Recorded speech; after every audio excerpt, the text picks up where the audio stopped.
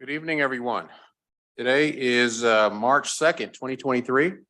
This is the regular session for your Unified Government of Wyandotte County, Kansas City, Kansas, full commissions meeting, which will include a planning and zoning as part of that. So I will now call this meeting to order. But before I call it to order, I want to announce that some commissioners, staff, and the public are attending remotely via Zoom, by phone, or on site. All participants joining by phone should mute their phones when not speaking to avoid background noise. During the meeting, please make sure that you announce yourself by name and title every time you speak so that the public that is observing knows exactly who is speaking. This is critical given the number of remote participants and its current guidance from the Kansas Attorney General's office. I will now call the meeting to order. Roll call, please, clerk. Thank you, sir. Good evening.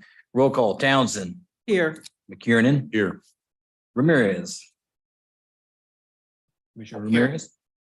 Johnson. Here. Kane. Here. Barkley. Here. States. Here. Davis. Here. Bynum. Here. Burrows. Here. Garner.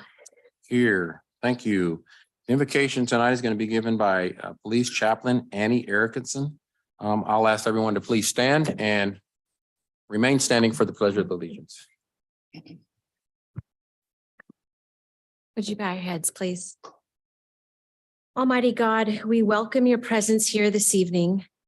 I ask that you bless Mayor Garner and the commissioners with wisdom, insight, and understanding as they work through tonight's agenda. Where the challenges, disappointments, and scars of life have caused hopes to fade, may each of you have the courage to keep on dreaming and persevering for what this city and county can be, a shining beacon to the nation of what it looks like when people from vastly different cultures, ethnicities, faiths, values, and perspectives work together for the good of the community. May those dreams unite us, and may they be woven into the governance that comes forth from these chambers. Amen. Amen. I pledge allegiance to the flag of the United States of America and to the republic for which it stands, one nation, under God, indivisible, with liberty and justice for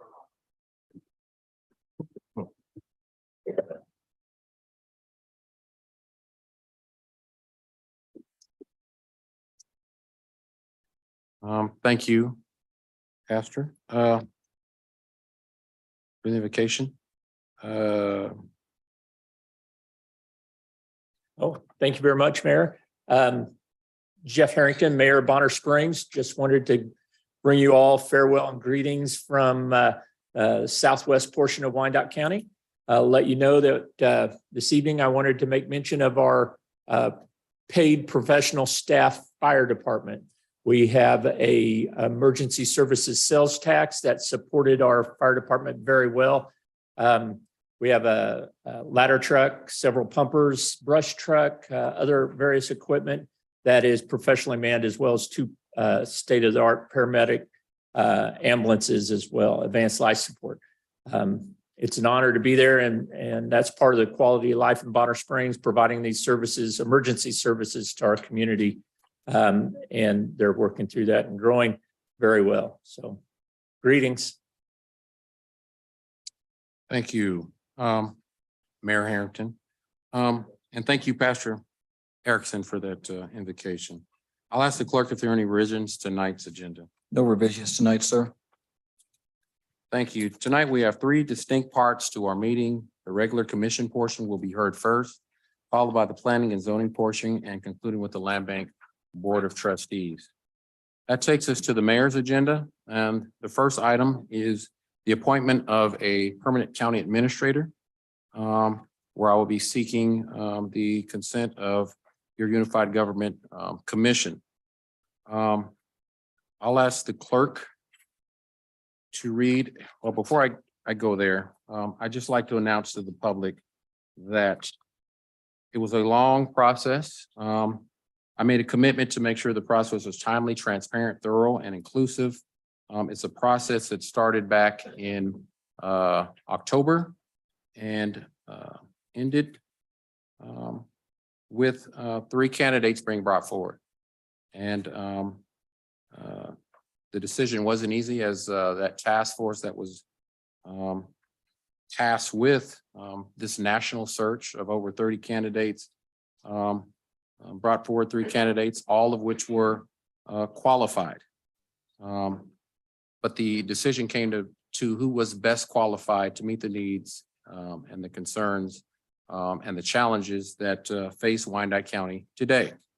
And I'm proud to announce that that appointment recommendation to our full commission is Mr. David Johnston, who has been appointed for the position of county administrator. And I'll ask the clerk to read a letter from Mr. Johnston. Good evening. Dear Unified Government Commissioners, I want to thank you for asking me to come and meet with you last week. As I read the charter ordinance, I found a key section that highlights the foundational role of the county administrator.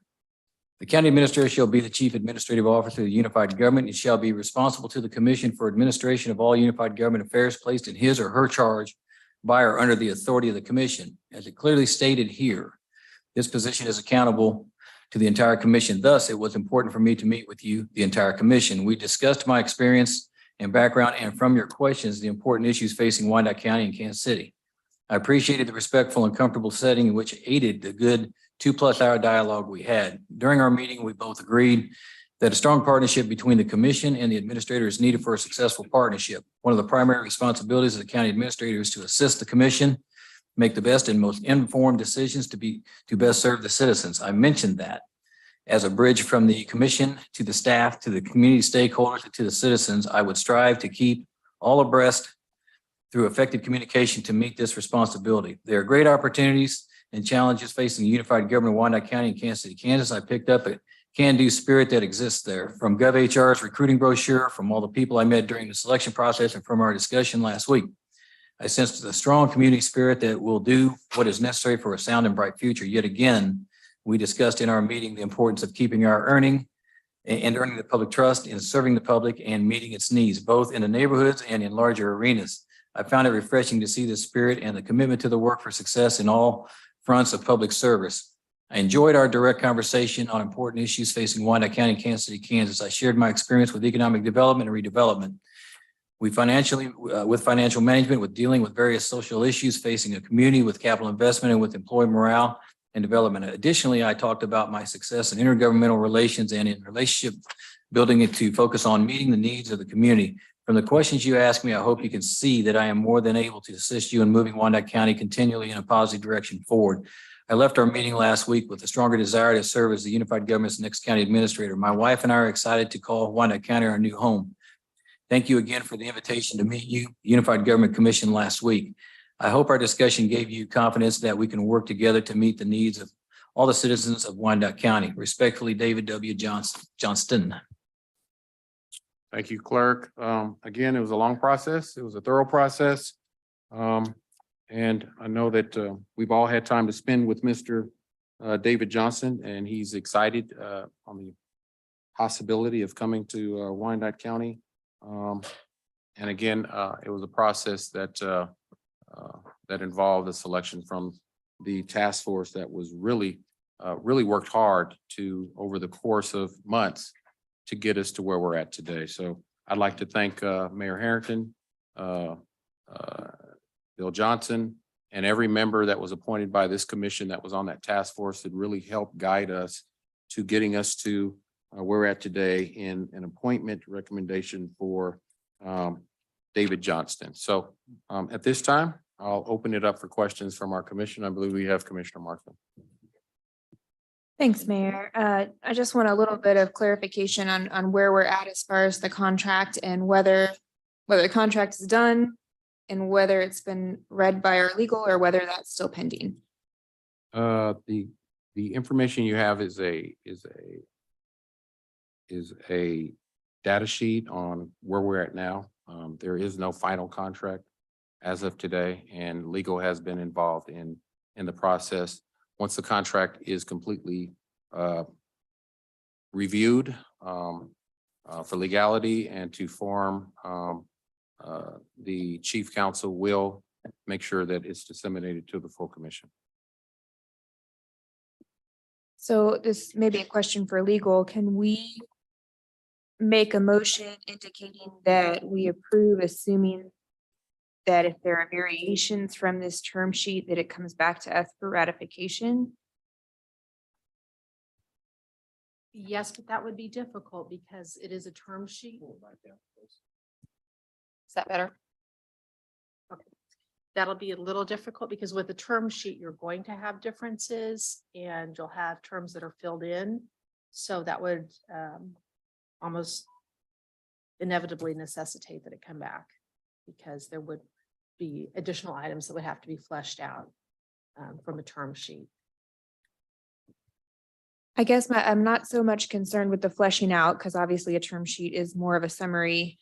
I'm more concerned about if there are things that are in here now that are substantively different in the final version. And I don't know if there's a way we can phrase that to say, if we say the salary is going to be this and it's going to be 100,000 more, I'm not saying that would happen, but just as an example, that's a big difference and that would need to come back for our approval. So if you can help me with some language that would get us to that point, if it's close to this and we're just filling in the in-between stuff, I'm good with that. If it's substantively different than this, I think it needs to come back to this commission.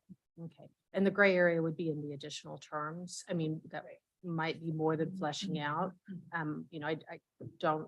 If I made the motion and limited it to conflicting terms, would that be helpful? That would be, yes, that would be far easier to know when it needed to come back.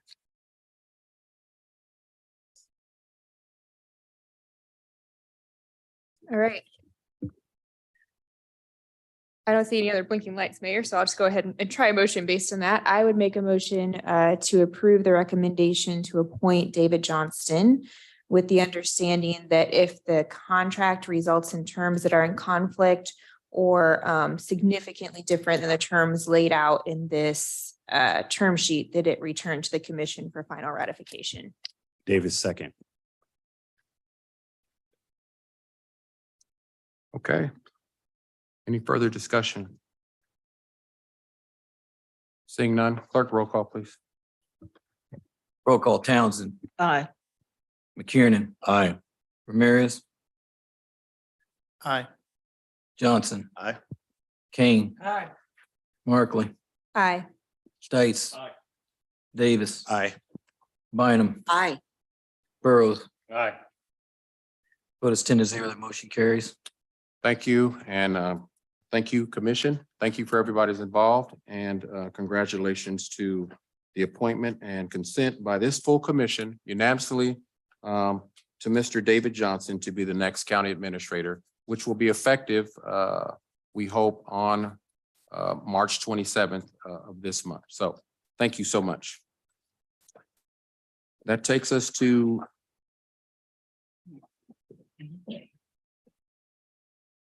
the next item, which is the last item under the mayor's agenda. It's the approval of the judge pro tempore list to serve in municipal court. I will turn the item over to Judge Schultz, our municipal court administrative judge, for the presentation. Good evening, Mayor and Commissioners. Under Section 2311, the list for pro tem judges has to be submitted no less than annually. So this list that I'm submitting only covers 2023. We will be coming back for 2024. The process that I engaged in is I contacted the Wyandotte County Bar Association, asked them to send a notice to all of the members soliciting attorneys who were interested to contact me. And this list is based off of the responses that I received. I was surprised that other than the Miss Malore, who was already on, that no other women requested to be on the list. And I was also very surprised that there were no people, Black, Indigenous people of color that wanted to be on the list, but I went with what I had. And so this is the list that I have for 2023. I would envision for 2024, maybe trying to do a different type of outreach, but with our VAWA grant, which provides for the pro tem for the domestic docket, I am concerned about being at all not in compliance with that. So I need this list approved as quickly as possible Judge Ryan has been filling in on that. But starting March 15th, he has a commitment every Wednesday morning and will not be able to continue to fill in that spot for us. So I need to be able to get somebody else to handle that for us.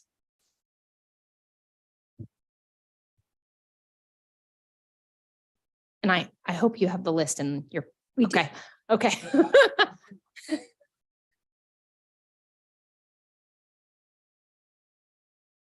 Thank you. I read the letter that was submitted in the packet, and we do have the names. And the question I had when I read the letter, and I'll ask you tonight, is twofold. I thought the outreach was interesting to the Bar Association. So does our Judge Pro Tem need to be a Wyandotte resident? It is, they are given preference, Okay. And which is why that's obviously how I they did need to the be an outreach. attorney, Yes. which is why we outreach to the Bar Association. Yes. So ultimately, the question that I really have is, I'm fine with the list, but I also am cognizant of the concern that you bring forward, and also our need to stay compliant with our Violence Against Women grant. So we have a lot of moving parts here. Is it possible for us to approve the list, but also open to more outreach for maybe a broader response? Can both things happen is what I'm asking. I believe so. Ms. Lawson, do you agree with that? I mean, I think I have to have something approved, Yes. but Okay. then we can continue to do additional outreach. Okay. And amend it. You could amend the list to, or add an addition. Thank you. You're welcome. I mean, that would be my recommendation. In fact, other people want to speak, so I'll stop there. Thank you, Commissioner Davis. Thank you. Commissioner Bynum actually took my question. That was kind of the main thing.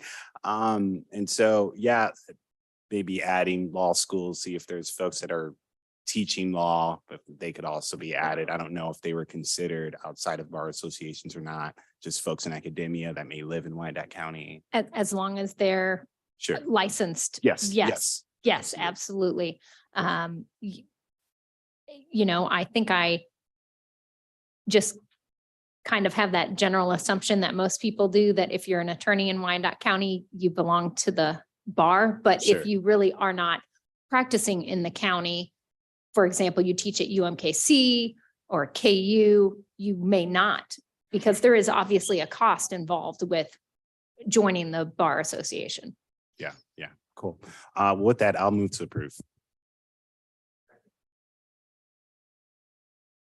Thank you. Commissioner Townsend.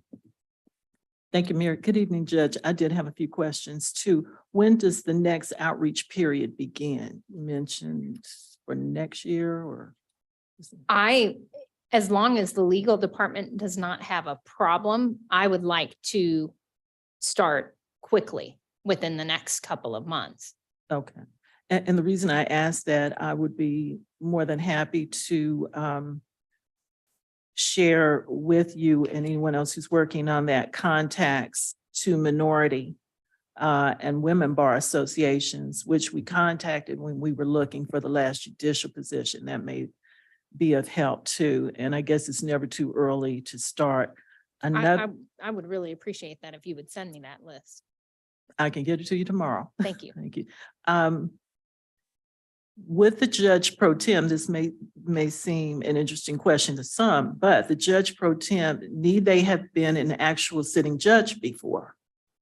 No, that is not a requirement. Okay, I knew it at some time in the past, it was not, didn't know that need to be changed.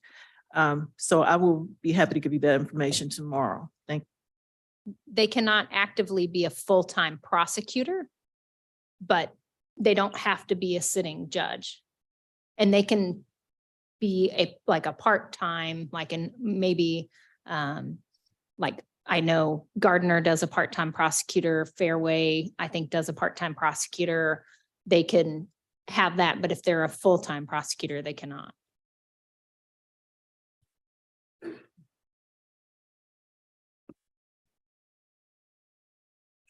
Thank you. I believe there's a motion and a second for approval. Is there any more further discussion? Seeing none, roll call, please. Roll call Townsend. McKiernan. Aye. Ramirez. Aye. Johnson. Aye. Kane. Aye. Markley. Aye. Stace. Aye. Davis. Aye. Bynum. Aye. Burrows. Aye. Vote is 10-0. That motion carries. Thank you. Thank you, Judge. Thank you, Commissioners. That takes us to the regular consent agenda. Do any members of the Commission or County Administrator wish to set aside any item on the regular consent agenda? If the item is not set aside, all items on the regular consent agenda will be voted on by one vote. I'll entertain a motion. McKiernan, move to approve as submitted.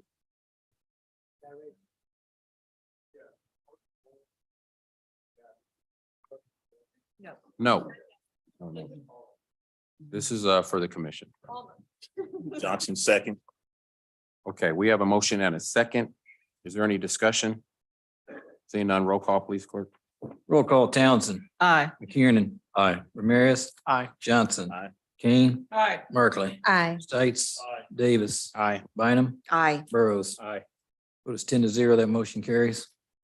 Thank you. This takes us to the administrator's agenda. We have one item under the administrator's agenda this evening. A presentation from our interim county administrator regarding strategic engagement and recommendations for the budget process moving forward. I'll ask Ms. Harrison Lee to make some remarks. Thank you, Mayor. Good afternoon, members of the Commission and Mayor. I'm excited to present to you tonight a compilation of considerations and next steps that will be beneficial as you transition and prepare to receive your new permanent administrator and begin developing the 2024 budget. Next slide, please. Since my early days here at the Unified Government, I developed and utilized the DEIF framework. Our focus on engagement, evaluation, economic development, and customer service has helped us to make strides for progress for the Unified Government. Discover, we've enhanced our engagement efforts with community survey, dot talks, and other methods for outreach. Evaluate, we've conducted 3 high-level assessments, and the recommendation is for completion of additional assessments as you move forward. Identify, we've started work on an economic development strategic plan that we hope will create opportunities for the Unified Government to generate new revenue as a means to address the structural budget deficit. Focus, finally, we've developed programs and systems that will hopefully improve service delivery and customer service internally and externally. These are good steps for us to take in an interim capacity, but there are more opportunities for growth ahead. We've accomplished many things with the great work of the staff. As with all organizations, there are challenges and areas of focus for the future, which I will detail throughout the rest of this presentation. The first is to align strategic priorities with the fiscal resources and consider methods for addressing the structurally imbalanced general fund. Prioritizing economic and community development and ensuring that these departments have the appropriate leadership, as well as looking to realigning these departments as needed. There's a need to evaluate and overhaul the CMIP, both in planning and execution, with a specific focus on reviewing funding sources for CMIP projects to align with best practices. This was reviewed in our organizational assessments, and it was further evidenced in the review of our biosolids project. Moving forward will require an investment in the workforce, both through training and compensation, as well as full implementation of the recommendations from the HR assessment. We'll need to strengthen internal functions such as political turbulence and the assessment recommendations of procurement, communications, and human resource processes, with an emphasis on evaluating the implementation of the Workday ERP. The barriers are keeping the Unified Government from becoming a high-performing organization. So a harmonious and productive work environment will reduce liability to focus and have clarity regarding roles and responsibilities among administration and the legislative branch, as well as deter continued stagnation. Next slide, please. As you work to establish strategic priorities and goals, it is important that the engagement of the mayor, commission, the community, and the unified government staff occurs. While setting priorities and goals, there should be consideration for development of key performance indicators and a biannual work plan, along with the goal of continued strategic visioning, along with the budget process. Next slide, please. Increasing revenue. In order to increase the revenue, development of a multi-year strategy and plans to grow revenue and build out the city in an equitable way are critical. To do this, a few things would be to organize the economic development and community development functions around a set of strategies, priorities, standards, and best practices to add transparency, clarity, predictability, and accountability for the budget allocation, development initiatives, and incentive packages. To consciously cultivate consideration and cooperation among and between all the entities, both internal and external, that affect development in the UG. Recruit, retain, train talented, experienced, highly effective, outcome-oriented, collaborative, and customer service-oriented economic and community development professionals. Hiring an ACA with expertise and a record of success with planning, economic development, and community development, and to review existing revenue sources for appropriate adjustments as well. All said, you can't cut your way out of this. We have to build your way out. The only way to do that is to develop a targeted focus on economic development. This month, we launched the RFQ redevelopment process for 3 UG-owned sites. We hosted an introductory webinar earlier this week, and we had almost 80 attendees.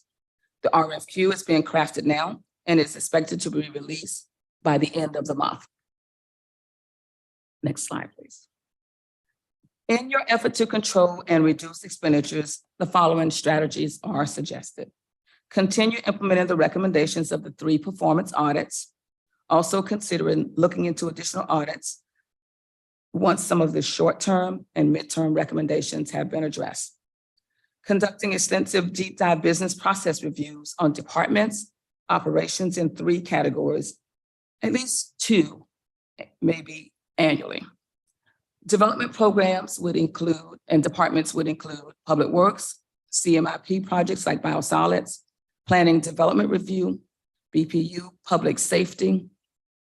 We have the fire assessment that we spoke about previously. And we have also management systems that we've implemented Workday, looking at how we can enhance Workday for our HR, payroll, procurement, IT, and communications, as well as our customer-facing systems, 311, permitting, and those items that were identified in the citizen survey and employee survey. Also developing a multi-year strategy for addressing identified opportunities for operational efficiencies, along with strategic priorities and eliminating the deficit in the 2023 budget. Implementing a biannual budget process that incorporates priority-based budgeting. At this point, it might be advantageous to hit reset on priority-based budgeting just to make sure that we're understanding the core components of priority-based budgeting and inventorying what we currently have and what the needs may be. Things like KPIs, a strategic plan, a performance management system would be beneficial to effectively implement priority-based budgeting. Priority-based budgeting is ideal for dealing with a structural deficit because it guides the decision-making process while evaluating the revenue. It is definitely the right idea, just needs to be implemented with some of the other components to have the greatest impact. And finally, priority-based budgeting allows for a long-term viewpoint to prioritize and address issues and implement initiatives. Investment in the workforce should be threefold: fill in vacancies, training to build capacity, as well as employee rewards and recognition. As we look at filling key vacancies, attracting and retaining high-quality employees, we are currently working to have recruitment firms ready at the disposal of the new permanent county administrator to use at their discretion. Looking at having the RFP issued so that he will have one or more firms to select from to be able to help with recruitment of key positions. Under filling key vacancies, also looking at pay equity reviews to address compression, classification and compensation studies, performance evaluation, and pay for performance. Looking at the benefits package, looking at effective succession planning, and eliminating barriers for people wanting to come to the unified government to work. Under training to build capacity, leadership, customer service, as well as continuous improvement. And then finally, looking at an employee rewards and recognition program.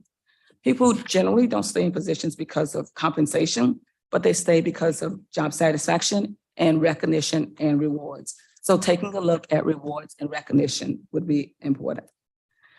There's a great sense of DOT pride throughout this organization, and that contributes to the work ethic that the employees here have. And we want to continue to maintain that work ethic. So in conclusion, I've enjoyed the time I spent with the unified government. I want to thank you for the opportunity to serve in this capacity. We've been able to accomplish several things, and there's still work to be done. I'm confident that the work we've done in the interim, along with the recommendations presented tonight, will help the governing body and the permanent administrator be well equipped in leading the unified government forward. I want to congratulate Mr. Johnson and congratulate you on your decision for UG Forward, and I wish you well.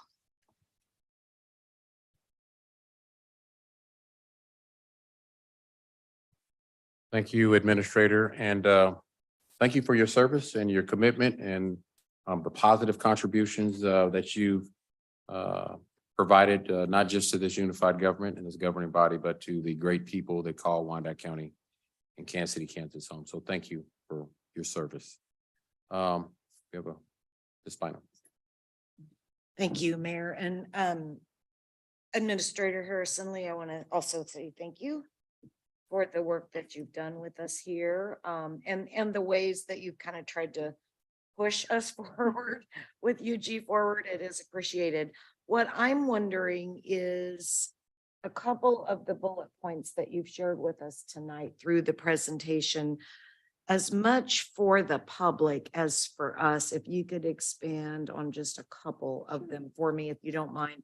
Number one, I know that the commission during all of our budget work last year and beyond heard a lot from our professional staff and had a lot of conversations among ourselves about the structurally imbalanced general fund. But I'm wondering if you would discuss that broadly so that the public is able to digest it. I'll get out question number 2 so you have them both, and I've got them written down here for you, so it's okay. The second one would be to talk to us more about what it is you are thinking with a biannual work plan. So those are my 2 discussion points. And again, I'm asking as much for us as I am for the public to have a broader and better understanding of the first issue is quite critical. And the second issue probably plays into it. So thank you. Sure. So when we adopted the budget this year, we adopted that budget with a deficit. And generally what we found was that we were outspending our revenue.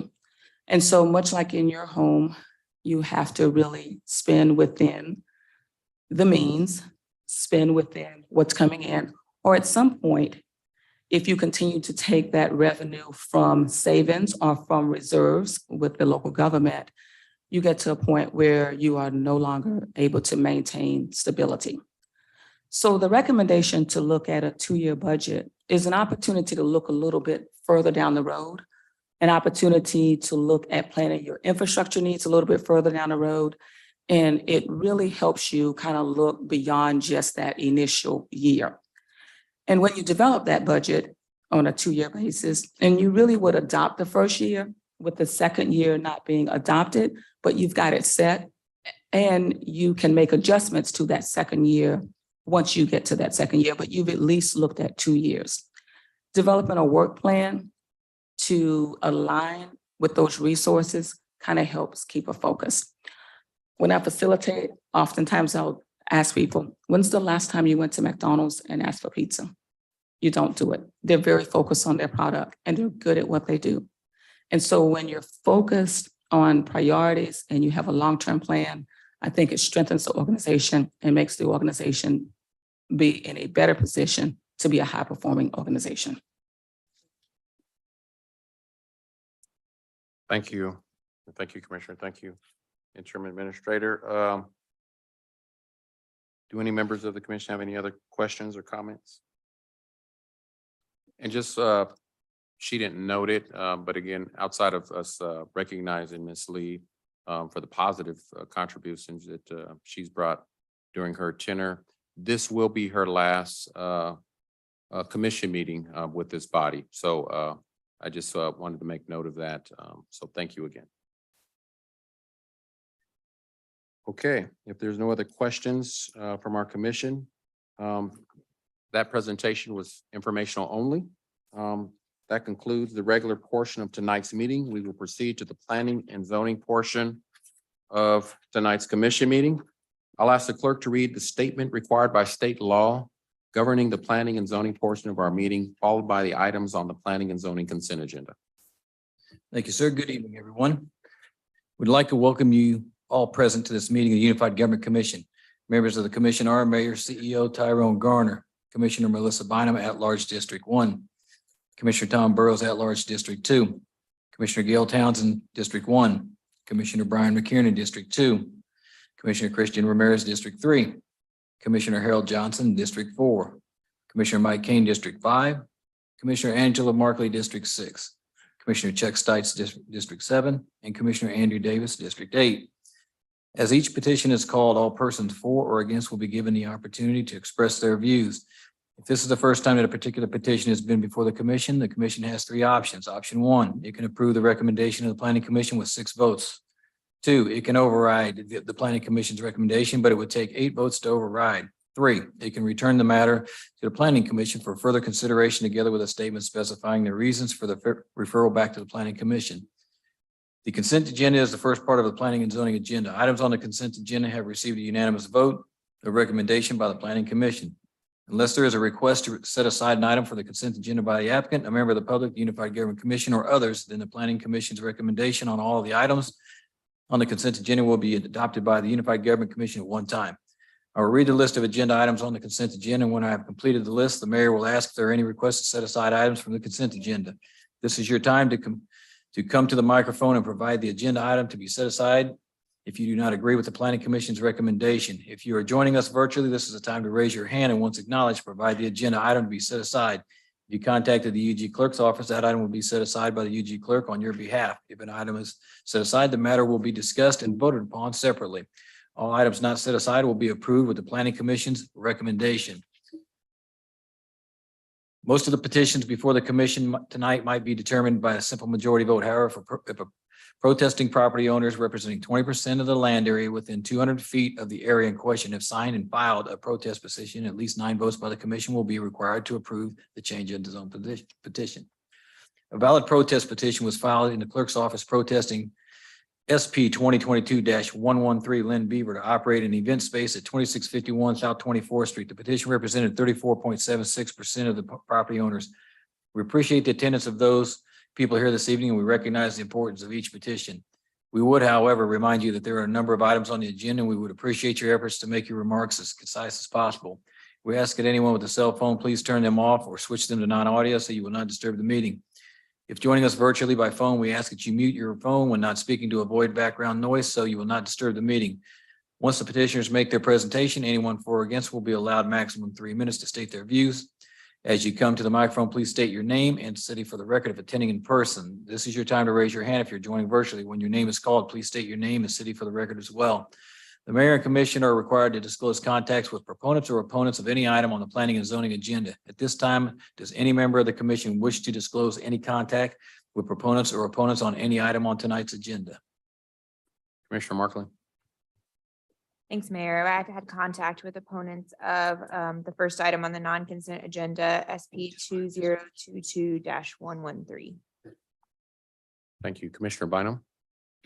I've heard from opponents of A1 opponents on the non-consent SP 2022-113.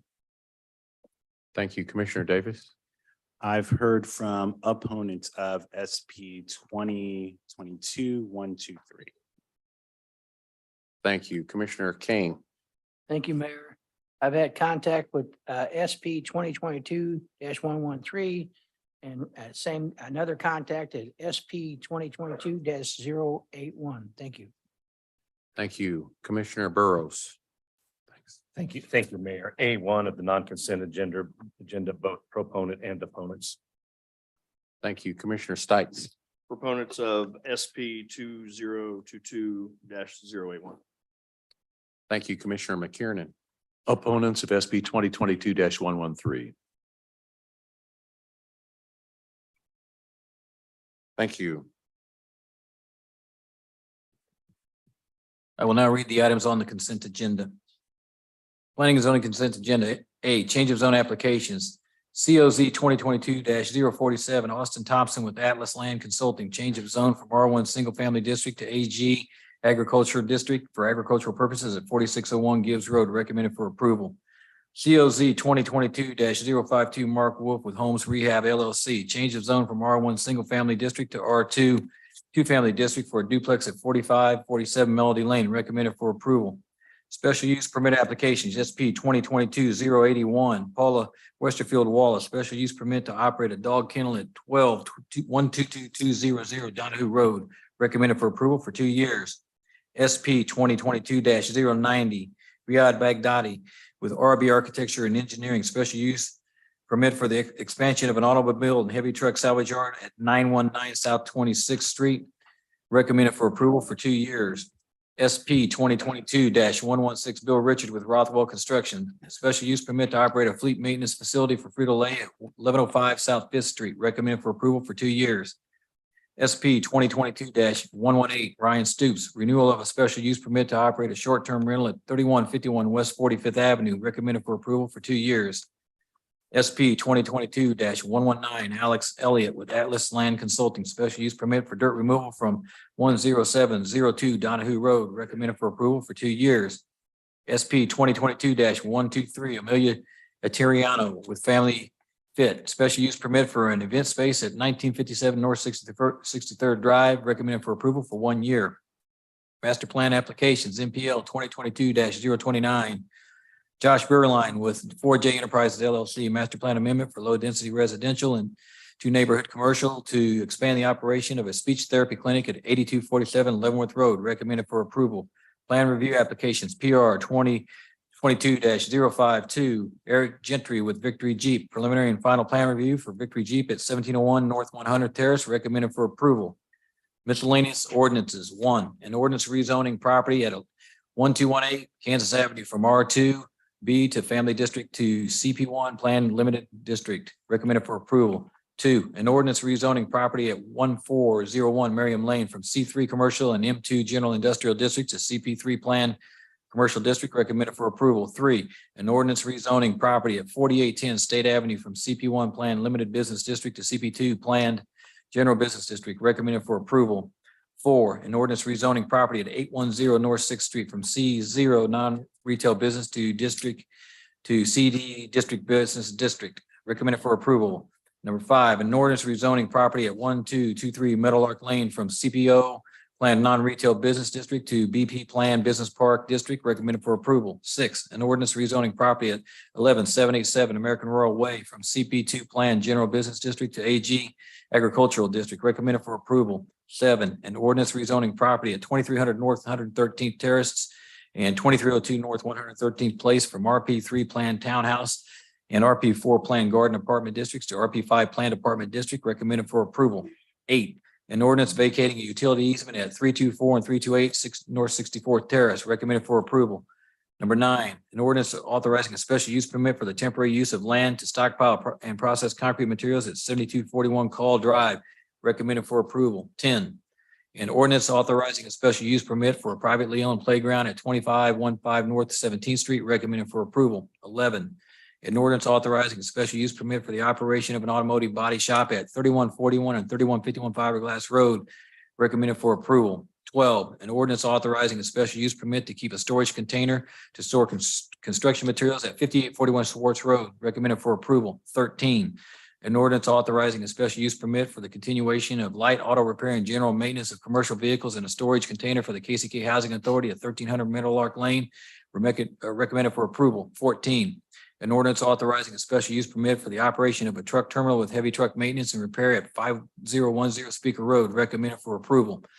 15, an ordinance authorizing a home occupation special use permit for a chiropractic office at 5331 Miami Avenue. Recommended for approval. 16, an ordinance authorizing a special use permit for the continuation of a short-term rental at 4112 Booth Street. Recommended for approval.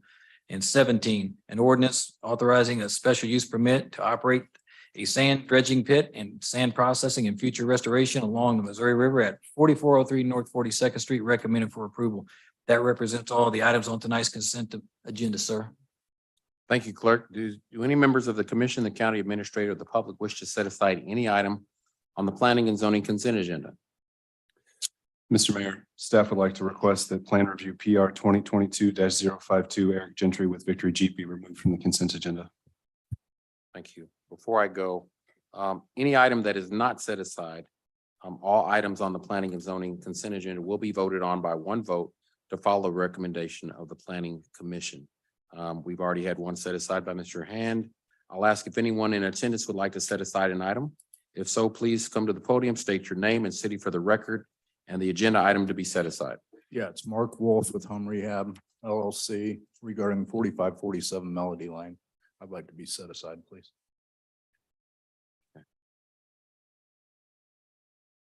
Gunnar, do you know the actual number for that? I'm looking for it. Mr. Clerk, it is change of zone COZ 2022-052. Thank you, sir. Commissioner Davis. Thank you, Mayor. Just a quick question for you, Mr. Hand. In the event that some of the stipulations or the conditions for approval, let's say they are violated by an applicant, what are some of the actions that staff can take or we can take? It's Gunnar Hand, Director of Planning and Urban Design. It depends on what the type of case it is, but you can revoke special use permits, for instance. There's a somewhat arduous process to do that.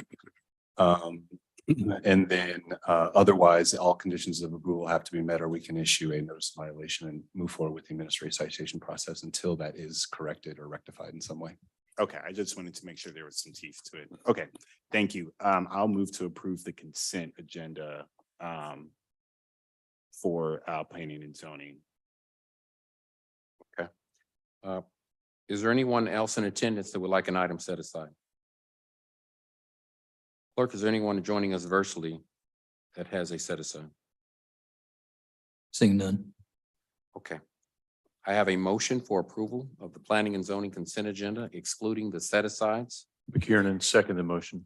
There is now a second. Any further discussion? Roll call, clerk. Roll call. Townsend. Aye. McKiernan. Aye. Ramirez. Aye. Johnson. Aye. Kane. Markley. Aye. Stites. Davis. Aye. Bynum. Aye. Burrows. Aye. Motion is 10-0. The motion carries. Thank you. Clerk, can you read the first set aside? Sir, the first set aside that was called to order was for Mr. Hand was the plan review application PR 2022-052 Eric Gentry with Victory Jeep. Thank you. I'll ask Mr. Hand to make some opening remarks. Let's get to that page. I apologize.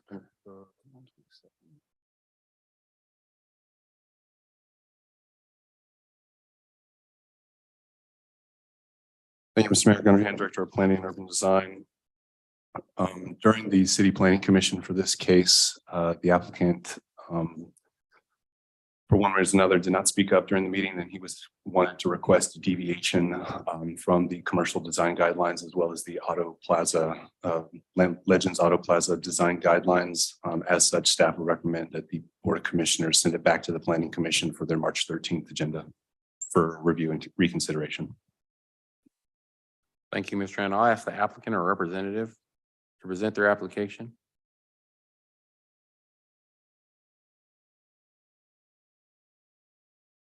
Okay. I will now open the public hearing and ask the clerk if there have been any notifications from the public who wish to express their comments in favor of the item. No comments were received. Is there anyone in the audience today that would like to speak in favor of the item? Seeing none. Is there anyone joining us virtually, clerk, who would like to speak in favor of the item? Seeing none as well, sir. Clerk, have you received any notification from the public who would wish to express their comments in opposition? No notifications were received by the clerk. Is there anyone present who would like to speak in opposition to this item? Seeing Please come to one. the podium and state your name, address for the record, please. Thank you. Good evening, Mayor and Commissioner. My name is Fannie Hill. I'm the stand-up committee for Wyandotte County. And what I see in this county is it's almost destroying. It breaks my heart to see how we care about everything but the people. You know, the people have come here for week after week after week, crying, hurting, painting. My phone is constantly ringing. I had an 80-year-old lady call me today named Miss Wonder, 83-year-old lady, Miss Henrietta. They're calling Ma'am, because, just a second. Is this related to the item that's up for conversation, or is this? no, I thought he said anybody who had anything they want to talk about. Are you on a certain gender? We are. Well, if you're on a certain gender, I apologize, but okay, thank you. Thank you.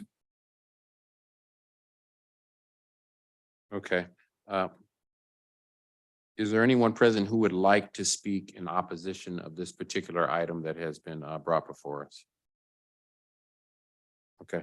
Clerk, is there anyone joining us virtually who would like to speak in opposition? Seeing none, sir.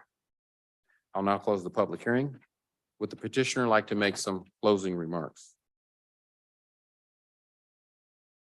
Seeing none, do any members of the commission have any questions or comments? I'll entertain a motion.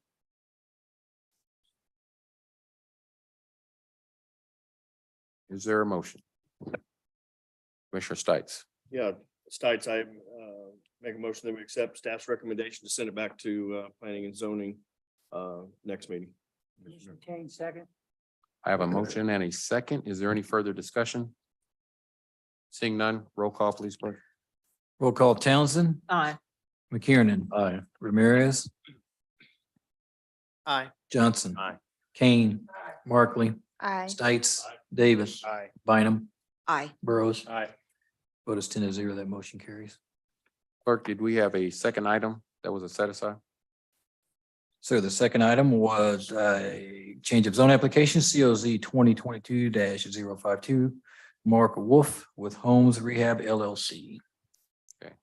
Before you speak, sir, staff, is there any comments about that item? Yes, Mr. Mayor, this is Gunnar Hand, Director of Planning and Urban Design. Excuse me. This case is heard in conjunction with Boza case 2022-071, which was approved earlier this, or technically last month, by the Board of Zoning Appeals. Again, this case is regarding a change of zone from R1 to R2. This is a legal non-conforming duplex that was caught up in a blanket rezoning probably in the 1970s. This is in the citywide master plan area, kind of in the Turner, maybe Shawnee Heights portion of the community. We received no letters in opposition, no letters in support. There were some older notice of violations on the property prior to the current property owner. Staff agrees with the Planning Commission to recommend approval with all conditions attached. Thank you, Mr. Rand. I'll ask the applicant or representative to present their application.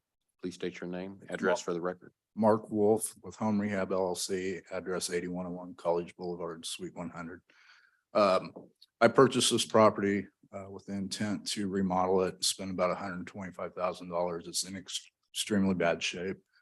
There was a condition that was not discussed at the variance or zoning meeting a couple weeks ago that came through an email from a Miss Janet Parker, and that was to remove the existing concrete drive on the east side of the property. And that was not discussed. That's a existing concrete driveway that's in extremely good condition. It would cost me about $8,000 to put it in today. It will cost me about $3,000 or $4,000 to have it removed. One of the concerns at the neighborhood meeting with the neighbors, and there was 4 or 5 neighbors from the community, was the on-street parking and how busy the on-street parking is, and how congested it gets after work hours and on weekends. And one of the things that I think that concrete drive could be used for is for guest parking for this unit, for both units. It could also be used for teenage parking if the tenants have teenagers. So I'm asking for that condition to be removed. Thank you. I'll now open the public hearing and ask the clerk if they received any direct notification from the public who wish to express their comments in favor of this item. No notifications were received, sir. Is there anyone present who would like to speak in favor of this item? Seeing none. Okay. Clerk, is anyone joining us virtually that'd like to speak in favor of this item? Seeing none as well. Clerk, have you received any notification from the public who wishes to express their comments in opposition to the item? No notifications were received, sir. Is there anyone present who would like to speak in direct opposition of this item? Seeing none. Is there anyone joining us virtually, clerk, who would like to speak in opposition? Seeing none as well, sir. I'll now close the public hearing. I'll invite the petitioner to make some closing remarks. I just think it's a value to that street to keep people off the street parking and free that up. So, and it's existing. It's been there for a long time. Okay. Commission, I'm opening up for questions. We have Commissioner King. Thank you, Mayor. I agree with you. And I don't know why sometimes we overstep our bounds. You've got a situation there that, like you said, a teenager, a guest come over. And this is the kind of thing that I don't like seeing. It wasn't there when you first did this, right? And then you got a letter saying that you had to do that, right? Correct. An email. And I think that if he'd have said this when he was going through this process, or they'd have told you that, you would have said, no, I don't want to do that, and here's why. Right. And I don't think that we should send our folks out there after the fact when they said, here's our blessing. And oh, by the way, we're going to cost you another $4,000 to do this. I just don't think that that's what we're supposed to do. And I've talked to the administrator about some other items, the same thing, where people keep adding on to what's going on. So can I make a motion? I want to make a motion to accept the changes that he was talking about. And that, well, yeah, a motion to remove that stipulation and move forward with it. So we appreciate you buying the property and rehabbing it. Right. If I may respond to that, please. You, This is Gunnar Hand, Director of Planning and Urban Design. I'd say 2 things to this. All conditions of approval for this case, as well as the Boza case associated, it had this condition of approval. If we forgot to mention it at the Board of Zoning Appeals or the City Planning Commission hearing earlier last month, I apologize for that. It's been in the staff report. This is not something we tacked on after the meeting. So I'm sorry if that you understand it that way, but that is not what happened, first and foremost. Secondly, if you all remove it from the conditions of approval tonight, that's your discretion. Absolutely. It is a condition of approval on the Board of Zoning Appeals, which was approved. And the only way to change that condition of approval is at the district court. So what you do tonight is fine, but it's still a condition of approval of the Boza. I will also note that the Boza case, the 2 variances that were heard, one was related to parking and one was related, frontage. The other one was related to open space requirements. Because all the parking in the rear yard of this property is for parking and not open space. Staff felt that there was a nexus that to gain additional open space where that variance denied it was to remove this parking when sufficient parking, code required parking is all provided in the rear.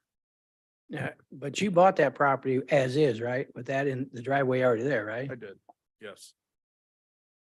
And he's saying he didn't get that stipulation. And then you got a letter later, right? I got an email from a Miss Janet Parker Okay. with that on it. No, that was tearing that driveway out was never discussed at the last meeting I attended 2 weeks ago. So if it was there, I didn't know it. But I don't want to get into future, whatever you said, with having to go through judicial courts. to deal with this. So I just was hoping it would be something simple. Thank you, Commissioner. Commissioner Ramirez. Thank you, Commissioner Ramirez. Commissioner Bynum. Thank you. Mr. Hand, I need help if you can walk me through BOZA and what occurred there. That if we accept the motion by Commissioner Kane, we're now in conflict with, those two things are in conflict. Please, I need more information. This is Gunnar Hand, Director of Planning and Design. I don't know if I'd describe it as in conflict, but what remains if you pull the conditions of approval for this change of zone are the conditions for the Board of Zoning Appeals, which is a final decision by the quasi judicial branch of the Board of Zoning Appeals. Again, any contesting of those decisions goes to district court, as would a contesting of the conditions of approval for that BOZA after the fact that the BOZA has been decided again in early March. I'm not there yet. What was the decision of BOZA? The Board of Zoning Appeals approved the two variances with the condition that you're trying to swipe from this change of zone as well. Approved two variances, which were what? I apologize. The two Sorry. variances were a front yard setback. Again, this is just a legal non-conforming house that doesn't meet our current standards, even in R1 or R2. The second one was for open space requirements in the rear yard. There's a certain percentage of a rear yard that has to remain open space. If you're familiar with some cases, these happen more often in kind of the older parts of town where they have small backyards and people pay them all for parking. We've had a couple of cases where people have done that and we've had to remove parking spaces to meet that standard. So as a nexus to gain additional open space across the whole parcel, a condition was added to match that so that this becomes open space again. I see. So what, if I can say that back to you, that proves I understand it.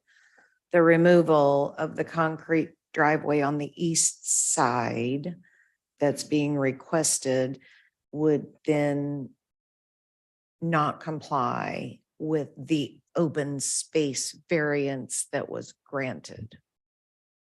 Am I close? You're close. The opens, well, here, let me show you the parcel. It's actually southwest. So all my stuff's right on top of it.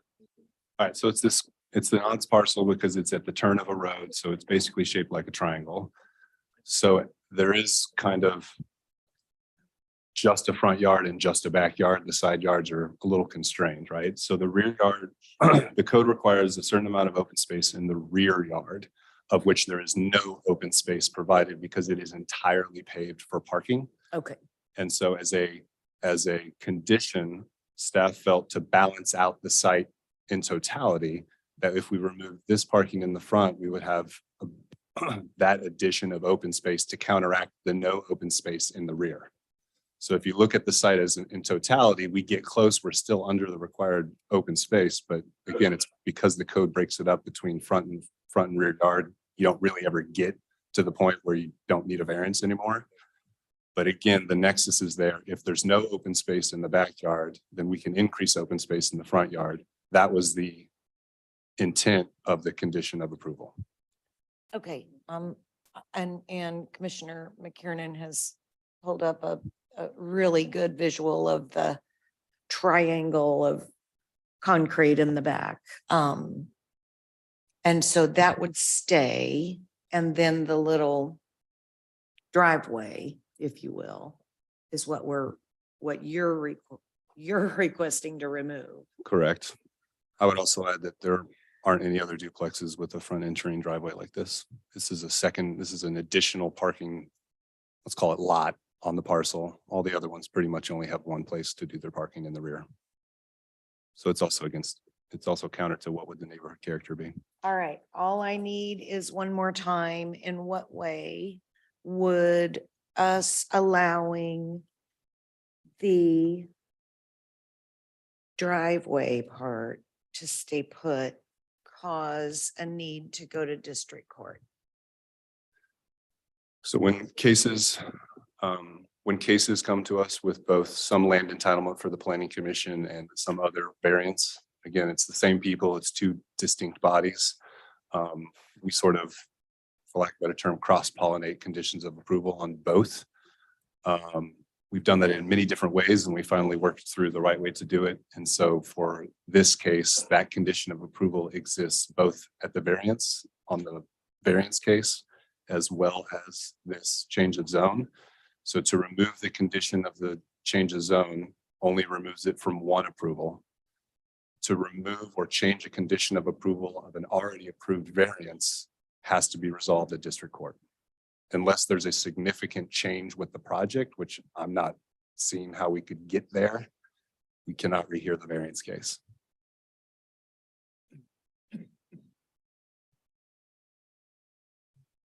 Thank you. Thank you, Commissioner. Chief Counsel, I know that was a lot to digest. If you can help us unpack that, I think the overriding question is what is legally acceptable for this commission to make a motion in regards to accommodate, I believe, the spirit of what Commissioner Kane is trying to do in reference to the item at hand, as not to conflict with the BOZA and some of those legal implications. Misty Brown, Chief Counsel for the Unified Government. It was in fact a lot to unpack as we go through it, and I thank Mr. Hand for his explanation of it. So I think the question, we've got a couple questions that we are looking at today. Is one, I think there's a desire of this commission to accommodate the applicant's request, and then we have Mr. Hand's advice that he has provided that in order to change the Board of Zoning Appeals, this might be needing to be litigated in district court. What I would suggest at this point is that if we could hold it over for a month to look at options. One piece that I was trying to look up quickly on my phone while we were here is it possible to send it back for BOZA to look at it again, to reevaluate it? And without being able to get access to all the provisions of it right here, I would suggest a holdover for 30 days while we look into it unless the applicant Well, objects. may I speak now? Actually, I would like to just withdraw my request. I'll tell you, it's been a long time coming trying to get this project going. So we will just remove that driveway. And I just want to move forward on the project. I rescind my motion.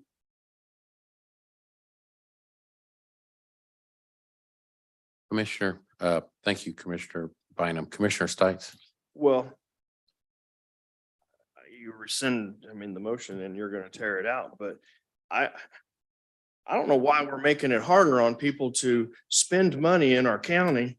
Taking a house that is in this condition and we're turning around and making it to where the applicant has to spend an amount of money that's unneeded to fix something up. Why did he have to why did it have to go to BOZA to begin with?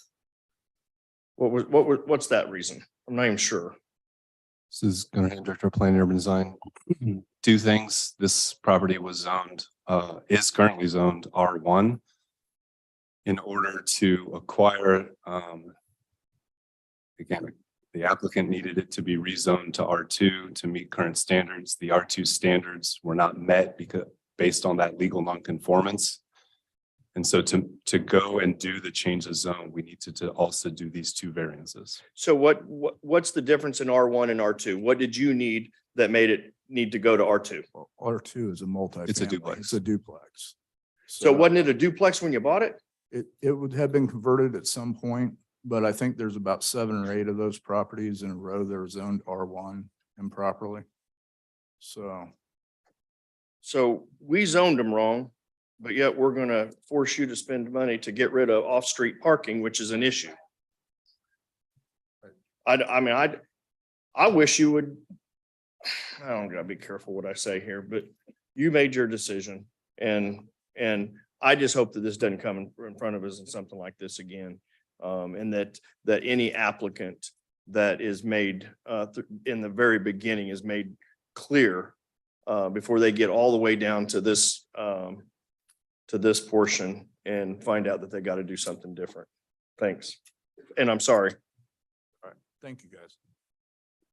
Thank you, Commissioner Ramirez. Thank you, Mr. Mayor. I know we are sending it back, or we're holding over to work it out, or what are we doing? Oh, true, okay.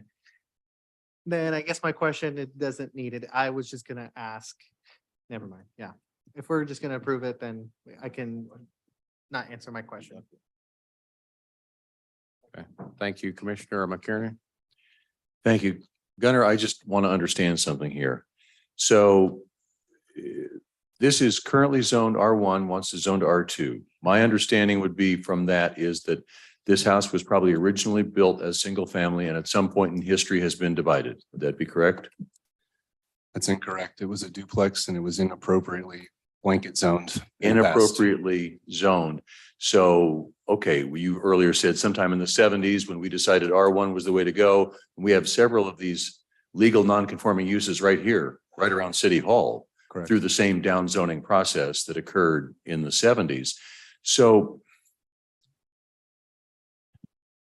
the thing that I'm having trouble with here is if it was legally non-conforming as a structure, then wouldn't the attendant grounds also be legally non-conforming?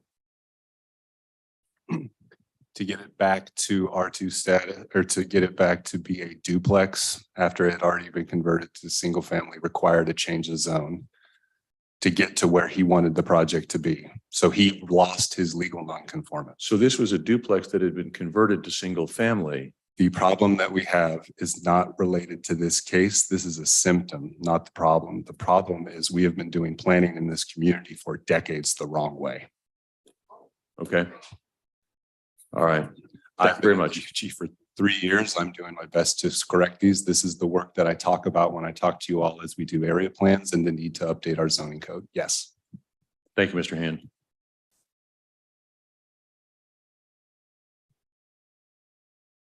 Well, Chief Counsel?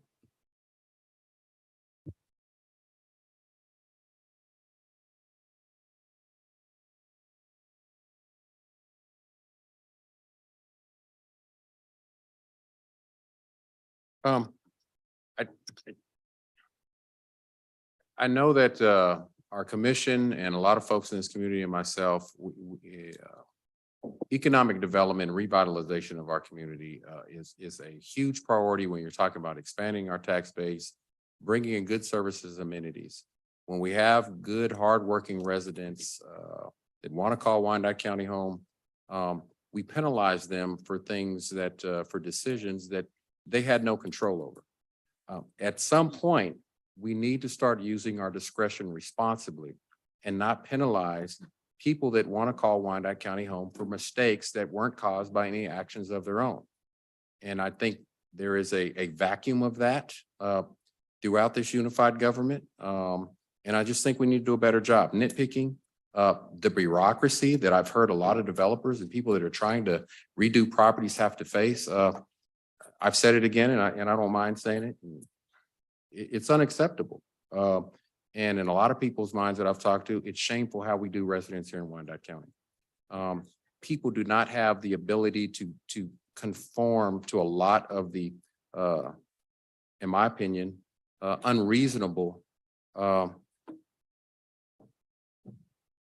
requirements that we put before them when mistakes have been made by this unified government, but then we want the resident to pay for it. I think that's unacceptable, and we've got to do a better job of finding ways to get revitalization and economic projects forward, as opposed to finding reasons to stalemate them, stop them, and cause unnecessary bureaucracy here in this unified government. And there's a way to do that. And a lot of people that make big money in this unified government have the ability to use their discretion responsibly in that regard. And I just ask that we do a better job at that. So, Commissioner Markle. Mayor, I would just clarify that Gunnar doesn't have discretion. We require him to follow our ordinances and resolutions. So we got to point the finger where it belongs. Gunnar can't make a choice not to obey our ordinances and resolutions. That being said, we appreciate you. I wish we could have fixed this in an easier way. I make a motion to approve the application before us. Thank you, Commissioner. Commissioner Bynum. Thank you. I was going to make that motion, so I'll second it. Thank you, Commissioner. Commissioner Davis. Yeah, I was gonna second or make that motion as well. And I think, I'm open and I want to do the work of changing these issues that date back to 1970. But I would caution, given the hemorrhaging of staff, that we not conflate our frustrations with our predecessors with our frustration with staff. Again, the issue is on us. We have to change it. I want to do the work. But we have to be very, very careful about making that distinction. Thank you. Thank you, Commissioner. There is a motion to approve. Is there a second? I believe there was. Yeah. Commissioner We have a Bynum, motion second. and a second. Clerk, roll call. Roll call Townsend, Aye. McKiernan. Aye. Ramirez, Aye. Johnson, Aye. Kane, Aye. Markley, Aye. States, Davis, Aye. Bynum, Aye. Burrows. Vote is 10-0. That motion carries.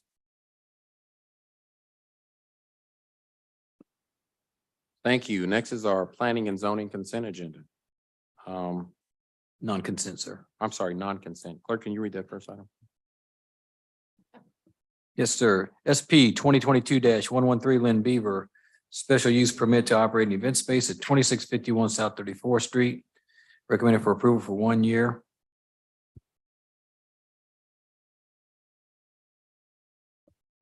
Thank you. As the clerk previously stated, we received a valid protest petition on this item representing 34.76 of the land owners. I'm going to ask our legal counsel to provide the commission options in light of the valid protest petition.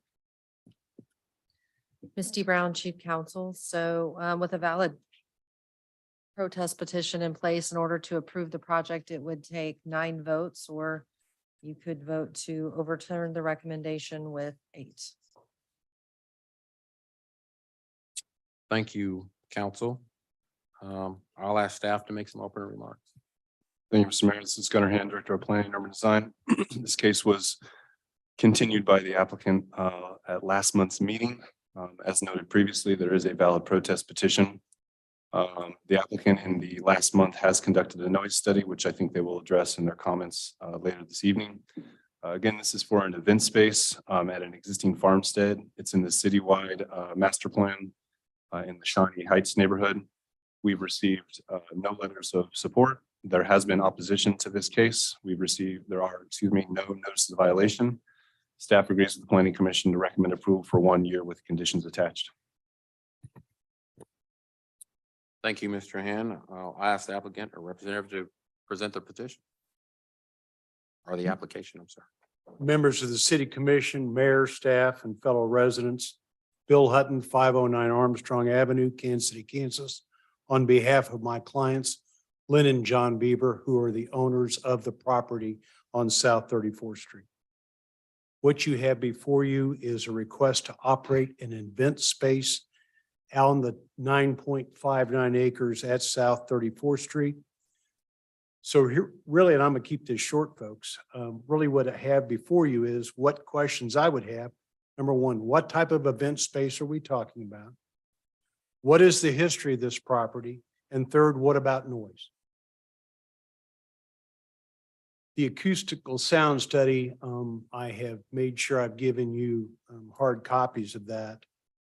I've also provided to each of you a list of things my client will do to ensure compatibility with the neighborhood surrounding this property. I've also provided that to the neighbors.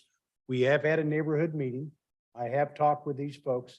I believe I would say those conversations have been civil, and I think we have all agreed to disagree. That'd be a fair statement? The acoustical study was prepared last month by Davidson and Associates. Here with me this evening are Paul Beersmith, professional engineer who's seated here in the audience, and he is available to answer questions about the sound study. Also present with me are Tom Steibel, an attorney from my office, and John Beaver, one of the owners of this property. I want to point, and just so you know, you have to go to page 436 of your 476 page document to find the comments, which were finally apparently put online last night. but there are a couple of errors I would like to point out. First of all, there was no prior approval of a special use permit in 2014. I represented the Beavers in 2013, and on April 7th of 2014, after the Planning Commission had voted to deny this, I went ahead and removed that from request. So there was never any special use permit approved for the Beavers. That would be the first thing. Second thing is, this property is not used by my clients as their residence. There is a residence on this property that is currently occupied by a family friend of the Beavers, but my clients don't live there. I want to make that clear. The Beavers have owned this property for more than 10 years and have cleaned up what was an eyesore for the neighborhood before they acquired the property. John Beaver has operated a landscaping business and grown plants on this property in conjunction with his business, which is located on Merriam Lane, also here just immediately south of 34th Street. Now, tonight, what we're talking about is this special use permit and what kind of events we're talking about. I want to quote my client, Lynn Beaver. Stone Cliff Barn wants to offer a country experience. From corporate retreats to family picnics, this place will give you an outdoor experience like no other. Pick vegetables from a garden and have them served for lunch or dinner. Visit our pumpkin patch and have a hayride. Education and events are the goal. And that's Lynn's quote. Stone Cliff has partnered with KC Farm School at Gibbs Road, which is a 501c3 urban farm. Alicia Ellingsworth, Executive Director and co-founder of KC Farm School at Gibbs Road, is a supporter, and she attended the neighborhood meeting last year. These folks who are here are aware of that. This is a registered at Kansas agritourism business. That is different than what this plan was almost 10 years ago. And what we've done is these folks are concentrating on growing everything from native grasses to plants to food on this property. And that's what their goal is. And frankly, in the plans that you have, all those things are set out, and that's what the Planning Commission considered. Events on the horizon include a fall farm and food conference. And yes, we are talking about some receptions, including wedding receptions. And you all know that's where the pedal meets the road on some occasions. I think that's why the Planning Commission recommended for approval a one-year special use permit. I would tell you there's some things that we have proposed and will stipulate to that are more restrictive than what was submitted as restrictions by the planning department. First, there would be no more than 12 evening events during the first year of this permit. Secondly, events on Friday and Saturday night will end at midnight per contract. And I think if you look at what it said in the Planning Commission recommendations was 1 a.m. Events Sunday through Thursday will end at 10 p.m. There was also discussion about amplified music. The only amplified music that can be performed will be within the event center with the door closed. All these things are stipulations within the contract that Lynn Beaver will have with anyone who proposes to have an evening event there or an event that involves amplified music or something that is beyond what I call a farm to table type event. That brings me to what I believe is one of the big concerns of the residents of the neighborhood: noise. After the Planning Commission approval, my clients contracted with Davidson and Associates for a sound study. This sound study was provided to the planning department last week.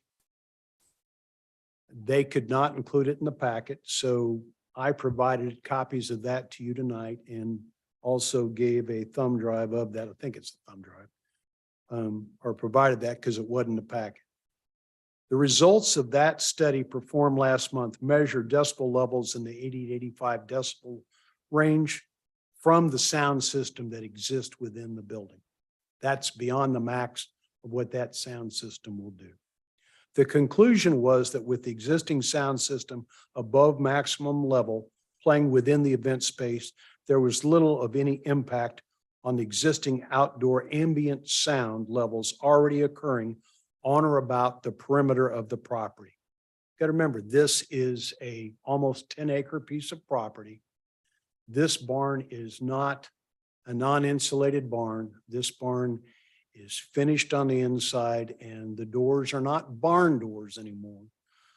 And the entrance that we're talking about is not facing the neighbors.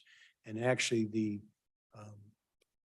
entrance that we're talking about where people would go in is on the opposite side of where most of the neighbors occur and as far away from the neighbors on the south as it possibly could be.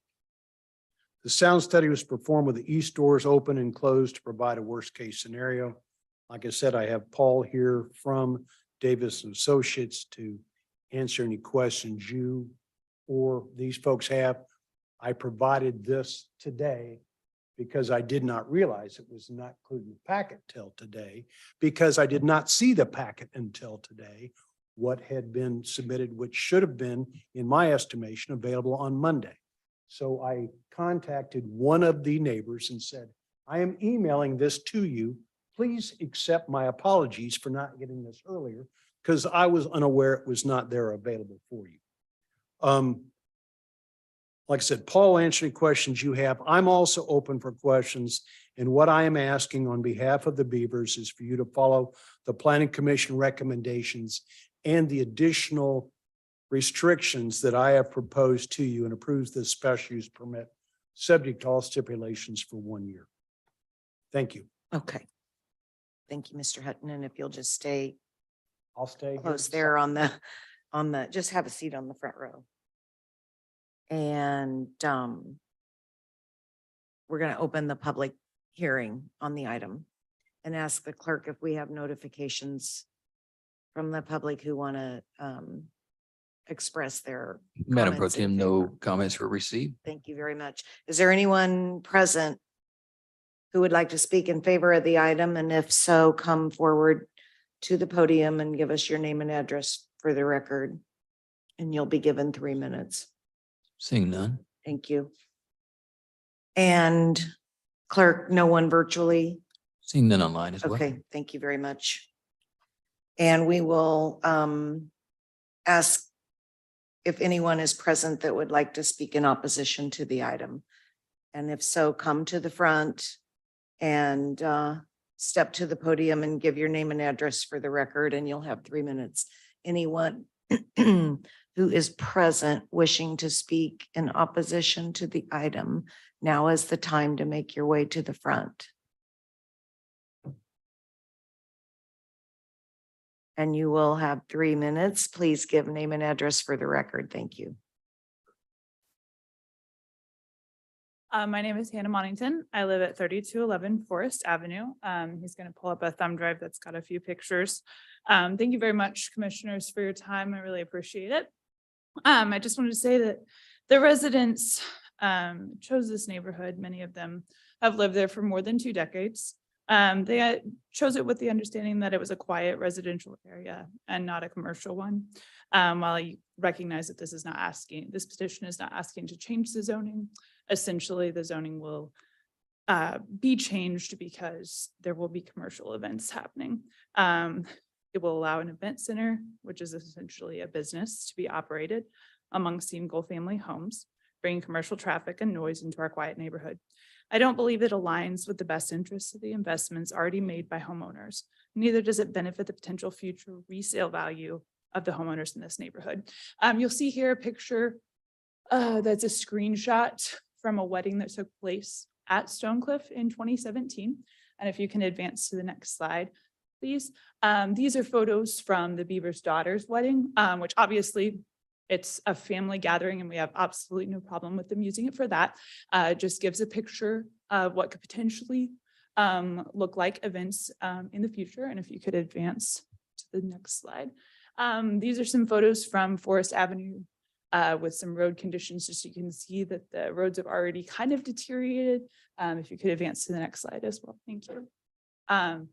Which obviously that's just something as neighbors we deal with, but are definitely concerned with an increase of traffic, that these conditions could become worse and most likely will, if not remedied. And then if you could advance to the final slide. Thank you. This is just a map that shows some of the petitioners. They are in purple, the ones that are directly connected to the event barn. Those in blue, the reason that they their petition was Maybe you have not 1 minute remaining. okay. Thank you. Their petition was not, or their names were not valid for the petition is because of either extenuating circumstances or the death of a spouse. So those in blue were supporting our petition, but obviously were not able to be counted because of the death of the spouse. And then those in green are also supporting the petition to deny the special permit, but are not in direct touch with the property. So that's all I have. Thank you so much for your time. Get your thumb drive. If you could actually, if you could leave that up for the next period. Okay. Okay. Thank you very much. Next speaker, please. If you would come to the podium. If you are hoping to speak in opposition to the item, we would ask your name and your address for the record, please, and you have 3 minutes. Sir, real quick, Madam Pro Tem, if I may, they're having trouble hearing you online. So when you speak, make sure you're into the microphone as clearly as possible. Thank you. Okay, great. Can you hear me? Mark Monington, 3211 Forest Avenue. Thank you for giving us your time. We're kind of blessed this evening because we thought we were going to get here a whole lot later than we are right now. Luke says, on one occasion, an expert in the law stood up to test Jesus. Teacher, he asked, what must I do to inherit eternal life? What is written in the law? He replied. How do you read it? He answered, love the Lord your God with all your heart and with all your soul and with all your strength, and with all your mind, and love your neighbor as yourself.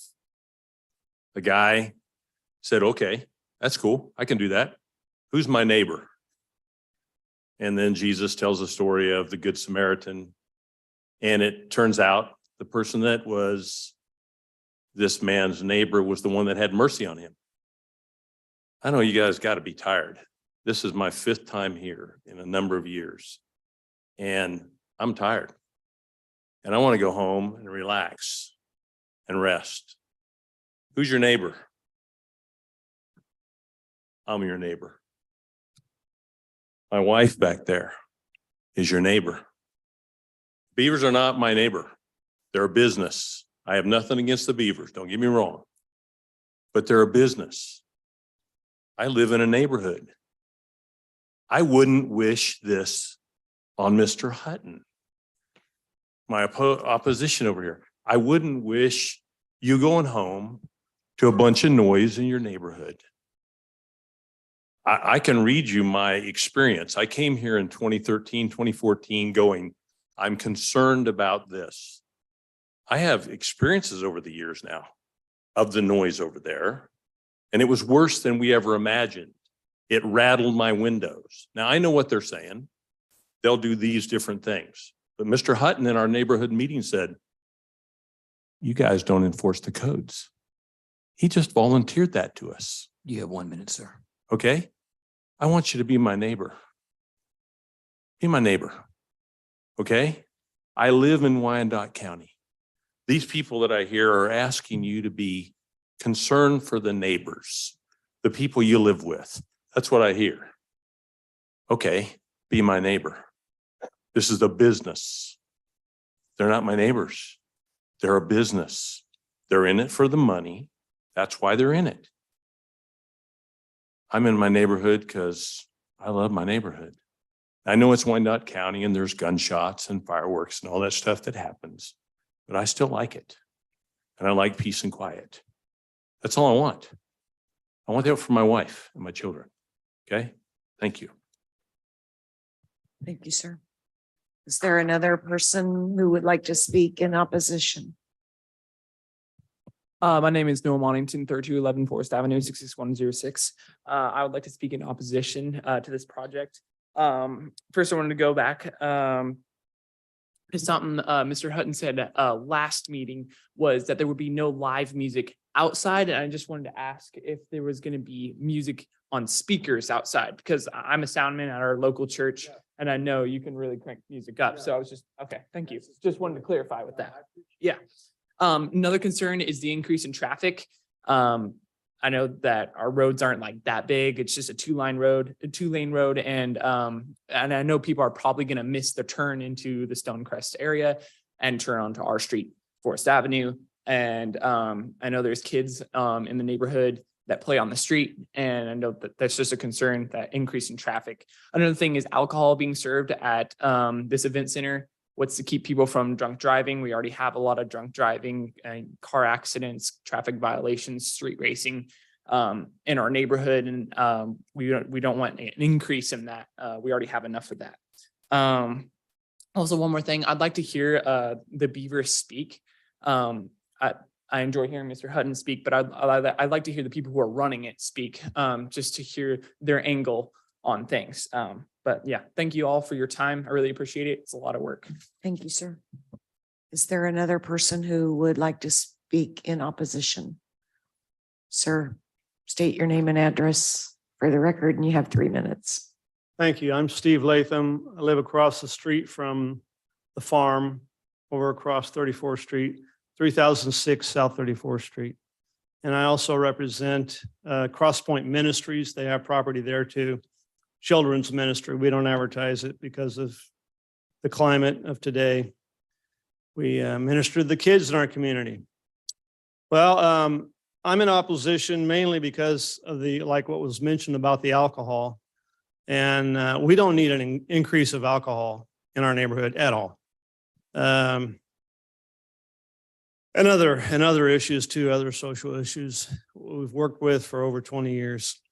But I consider, even though they don't live near us, I guess it's because I used to work and be in partnership with people they know in their neighborhood now for many, many years, and with the Beavers.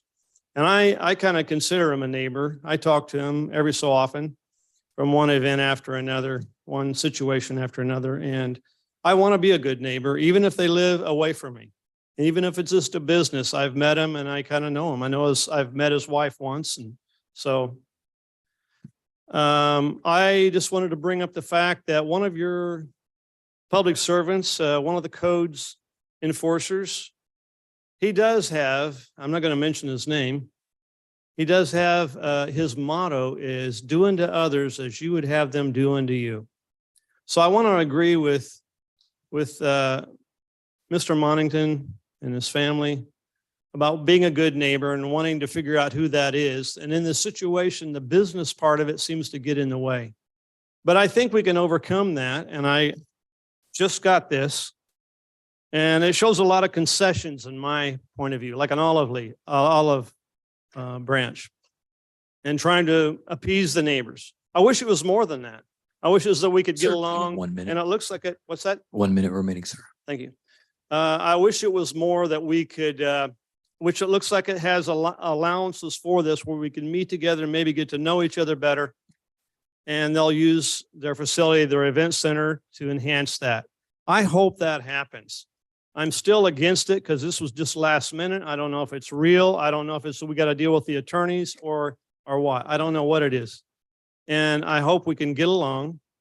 And I'm for them personally, but I don't like the business end of this.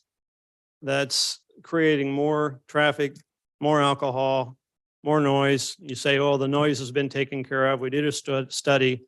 I just know that anybody drinking alcohol somehow knows how to make more noise.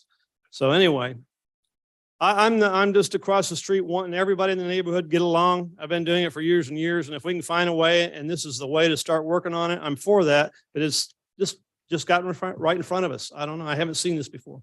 Thank you. Thank you, sir.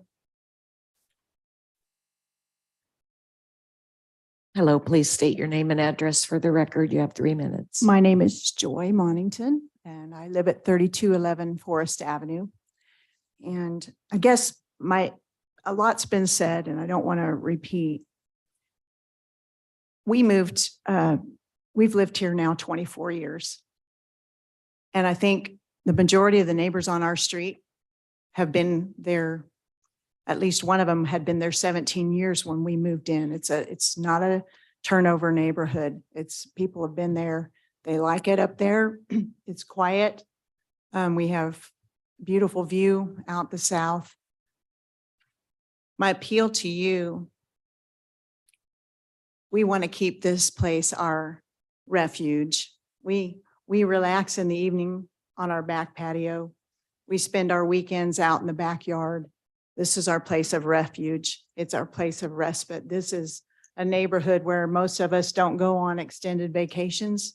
This is our refreshing space. And I feel that this is going to change that drastically.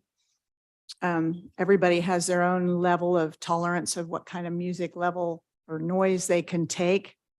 For me, when I can feel the bass from somebody, even a street over, it stresses me out to hear the bass. I can feel it in my chest. Bass is non-directional. You feel it. It's more of a feeling thing. And I struggle with that. We have garage band over on Wood End, and a couple times a year, and the Catholic Church does their thing. You can hear it clear up there. You can hear the bass. But we're talking about, I know the business is going to be, the striving would be to have is your place booked as many nights as possible. We're talking potential 7 nights a week. 10 o'clock may not be late for some. For me, it's past my bedtime, and people that have children go to bed earlier than 10 o'clock. You have 1 minute remaining. Saturday evenings, that's a late night. Midnight's late. I'm up early on Sunday mornings. I'm just appealing to you. Think about, I can't imagine the Beavers and wherever they live would want that in their backyard. I can't imagine any of you would want this in your backyard. Would you? You are our voice. I'm asking you to speak up for us, the neighbors. This is not something we want. Thank you for your time. My name is Garth Davis. I live at 3025 South 35th Street, and I oppose this project.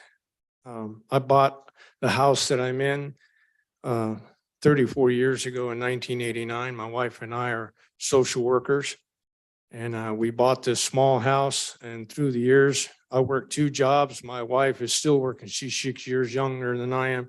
She's still working a full-time job and a part-time job. But we worked hard through the years and remodeled the small house. We doubled the size of it, built a double-door garage onto it, and pretty much got it the way we wanted. I got a patch of woods behind my house. There's some deer and the fox. And I'm retired now, and I'm enjoying my retirement. But my idea of a retirement is not to come home to noise. This paper that they passed out, they said they're going to have 12 events this coming year. Well, it's going to take them a year to get the place the way they want it. And then they're talking Sunday through Thursday, shutting down at 10 o'clock. And then on Friday and Saturday, they're talking about shutting down at midnight. Well, I was here 9 years ago, and they've had 9 years to deal with what it would be like. You guys turned it down in the 14. And but they had some parties, and it was a nightmare. I live 100 yards behind my brother-in-law, and it was like these people were in my backyard. These events are going on at 10, 11, and 12. Anybody that hunts and fishes, and you're out in the outdoors, you know how sound travels. I was playing a harmonica to my grandkids across a lake, and they could hear me as if they were standing right in this room. That's how sound travels. And I'm saying this to say my wife and I worked hard all these years to have a place. It's like Mark's wife said, it's their refuge, and this is my refuge. I want to live and die in that house. I'm 70 years old. I hope God gives me another 15, 20 years. 1 minute. But I really don't want to come home anytime, night of the week, and hear music going on and partying. I love weddings. I just don't want the weddings in my backyard. And I don't think you would either. Thank you for your time.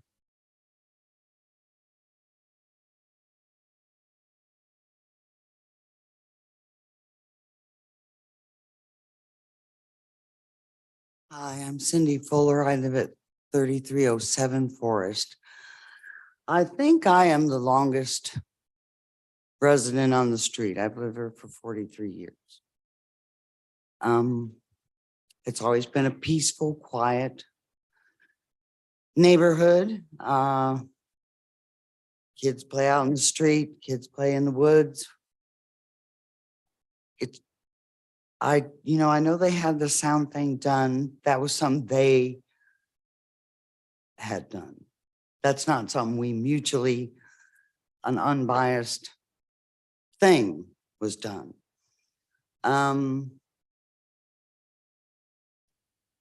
They want the wildlife, they want to show that off. They're not only talking about, in 9 years ago, what they wanted was an event barn. Now they're talking about having events during the day. Even, classes come in and look at their native grasses and all this other stuff that they're supposedly going to have there. The traffic on 34th Street is already bad. On Forest, we've got a lot of traffic on Forest because people come up, they can't go anywhere, they have to come back down. The road conditions, you've seen them from previous. This is a residential neighborhood. And as Mr. Monington said, they're not my neighbors. They live in Mission Hills. She said, Lynn said, they have parties at the country clubs. I don't think your country club is quite as close as your barn. But neither here nor there. It's a neighborhood, too much traffic, too much noise, too much activity going on. 1 minute remaining. That's all I really had to say. Thank you for listening. I know everybody else has said pretty much everything anyway, so thank you.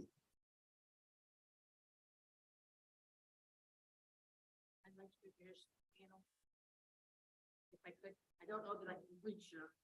I can talk loud enough. I'm sure everyone can hear me. Okay.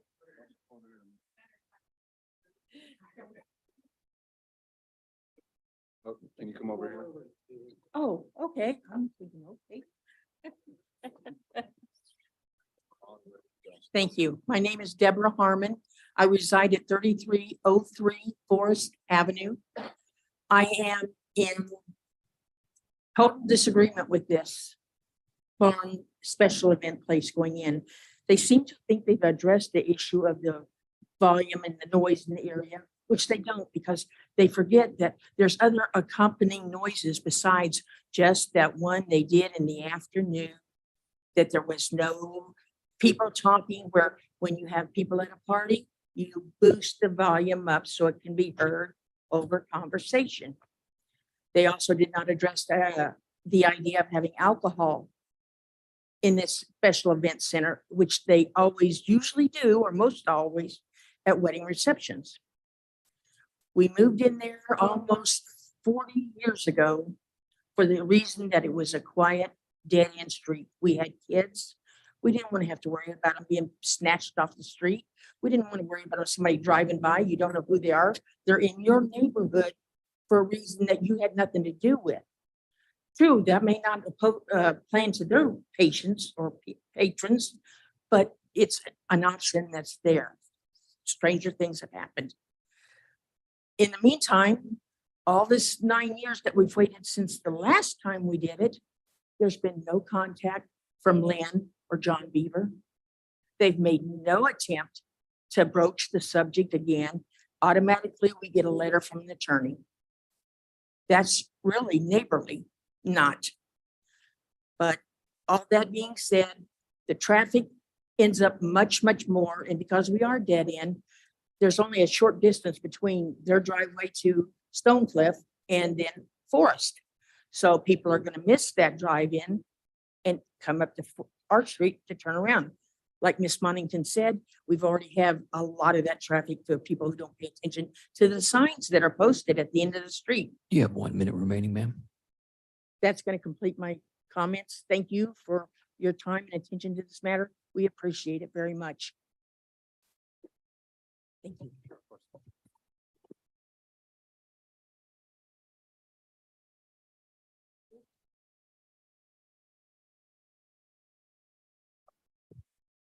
Hello, I'm Fred Harmon. I reside at 3303 Forest Avenue. And I've addressed this committee before at previous 9 years ago, as well as tonight. If you could bring up the slide that we prepared, the presentation of the property with the highlights. This shows that we obtained sign signatures on a petition from everyone surrounding the Beaver property, with the exception of the one property that was provided to us by the unified government. That parcel there, the 150,300, was not provided to us as a signature. So we did not attempt to obtain that signature. The one adjacent to it that is white, the house was vacant at the time, and it is since occupied. But at the time, it was a realtor had a sign out there that it was not occupied. But all the rest of the surrounding properties, we obtained signatures from in opposition to this proposal. And the unified government stated that the connecting properties carried more weight than the non-adjoining or non-connecting properties in consideration of this. And I just wanted to point it out that the blue that you see there, we obtained signatures from the survivors or the people that we could contact that signed a petition. We obtained those also, but they were disallowed due to a death in the family, or in one instance, an individual is a triplegic in a center in Buffalo, Missouri. So One minute remaining, sir. 1 minute. that was out of our range of traveling down there and back in time constraints. But we asked that the commission reject this, as they did. It did not come to before you 9 years ago. The Beavers withdrew the petition, so it was not voted upon by the council. But in all likelihood, it would have been rejected, and we ask you to do that this time as well. Thank you.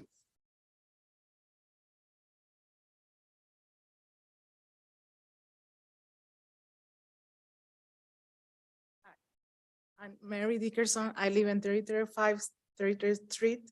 And yes, we are opposite with this decision, and we are agree with all the neighbors already say. We like to live in a peaceful neighbor, and all this business, I understand, will represent more taxes for you, but it will be against our quality of life.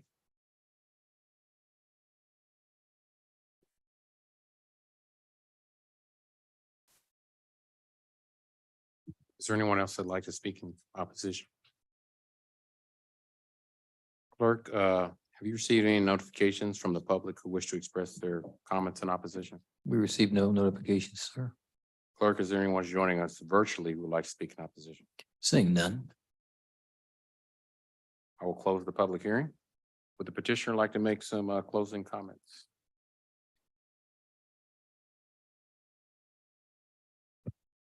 All I would tell you is, in this particular case, I do have John Bieber here.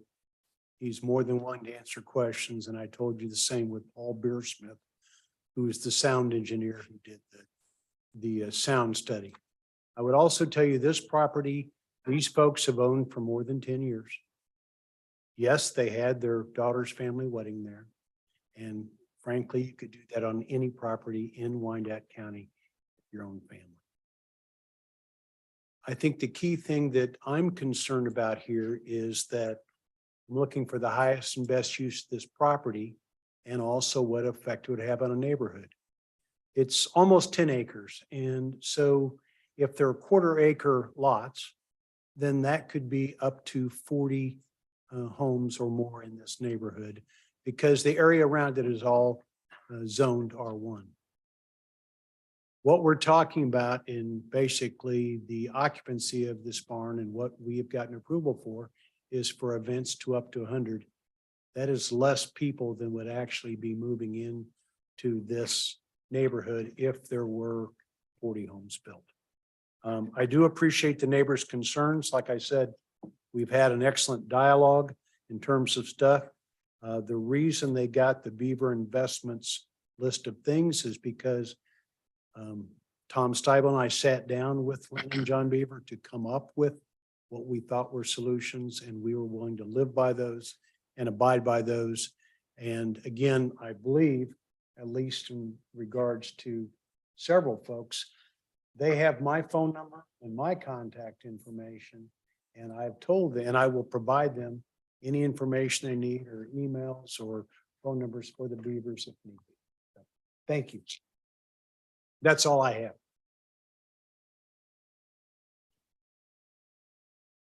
Do any members of the commission have comments? We've got Commissioner Ramirez. Thank you, Mr. Mayor. Thank you, Mr. Hutton. Good to see you. Thank you to the neighbors who came out and spoke. Since this is it has a valid protest petition, it's never my intention to override a valid protest petition. It's the community did the work. They came together and our planning department agrees that it's valid.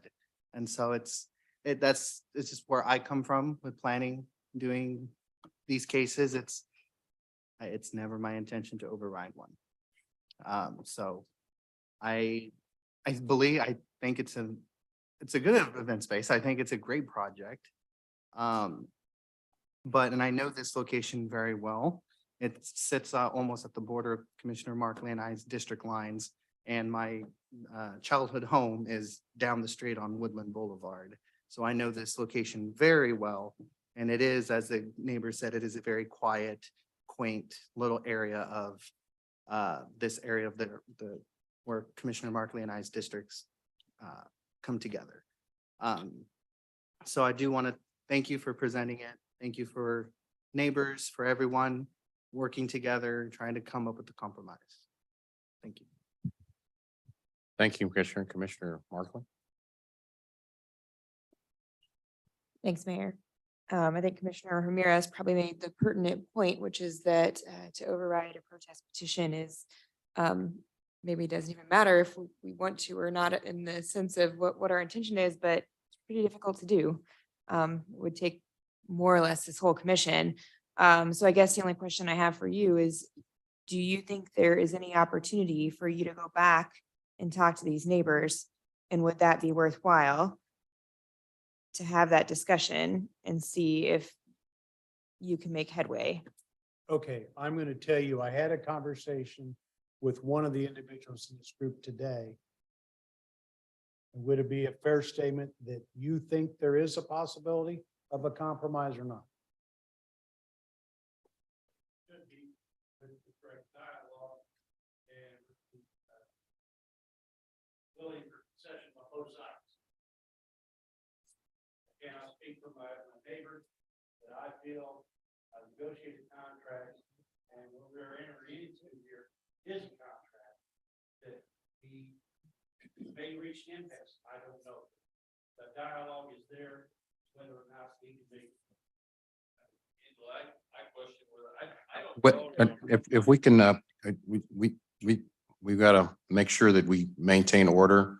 We have the petitioner at the podium, and I take it you've answered that question. I believe what Commissioner Markley asked me, I had a conversation with one of the opponents today about that specific thing. And to tell you, I'm not going to tell you the whole conversation, but the conversation that from his perspective only, not for the other neighbors who are here, that there was a possibly compromise.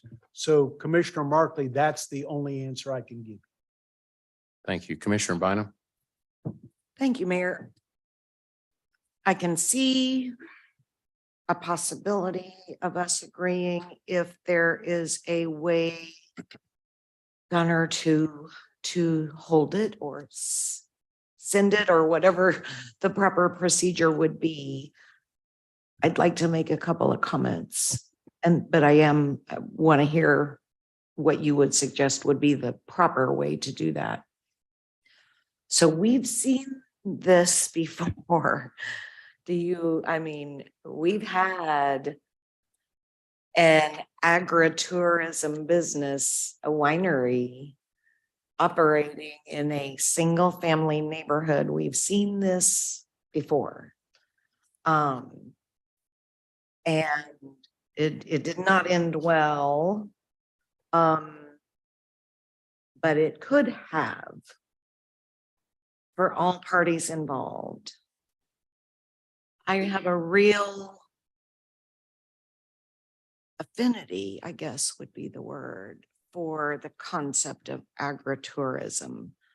Number one, we could use a little bit more of that in our urban community, but it's difficult for it to live comfortably in single family neighborhoods. There's just no way around that.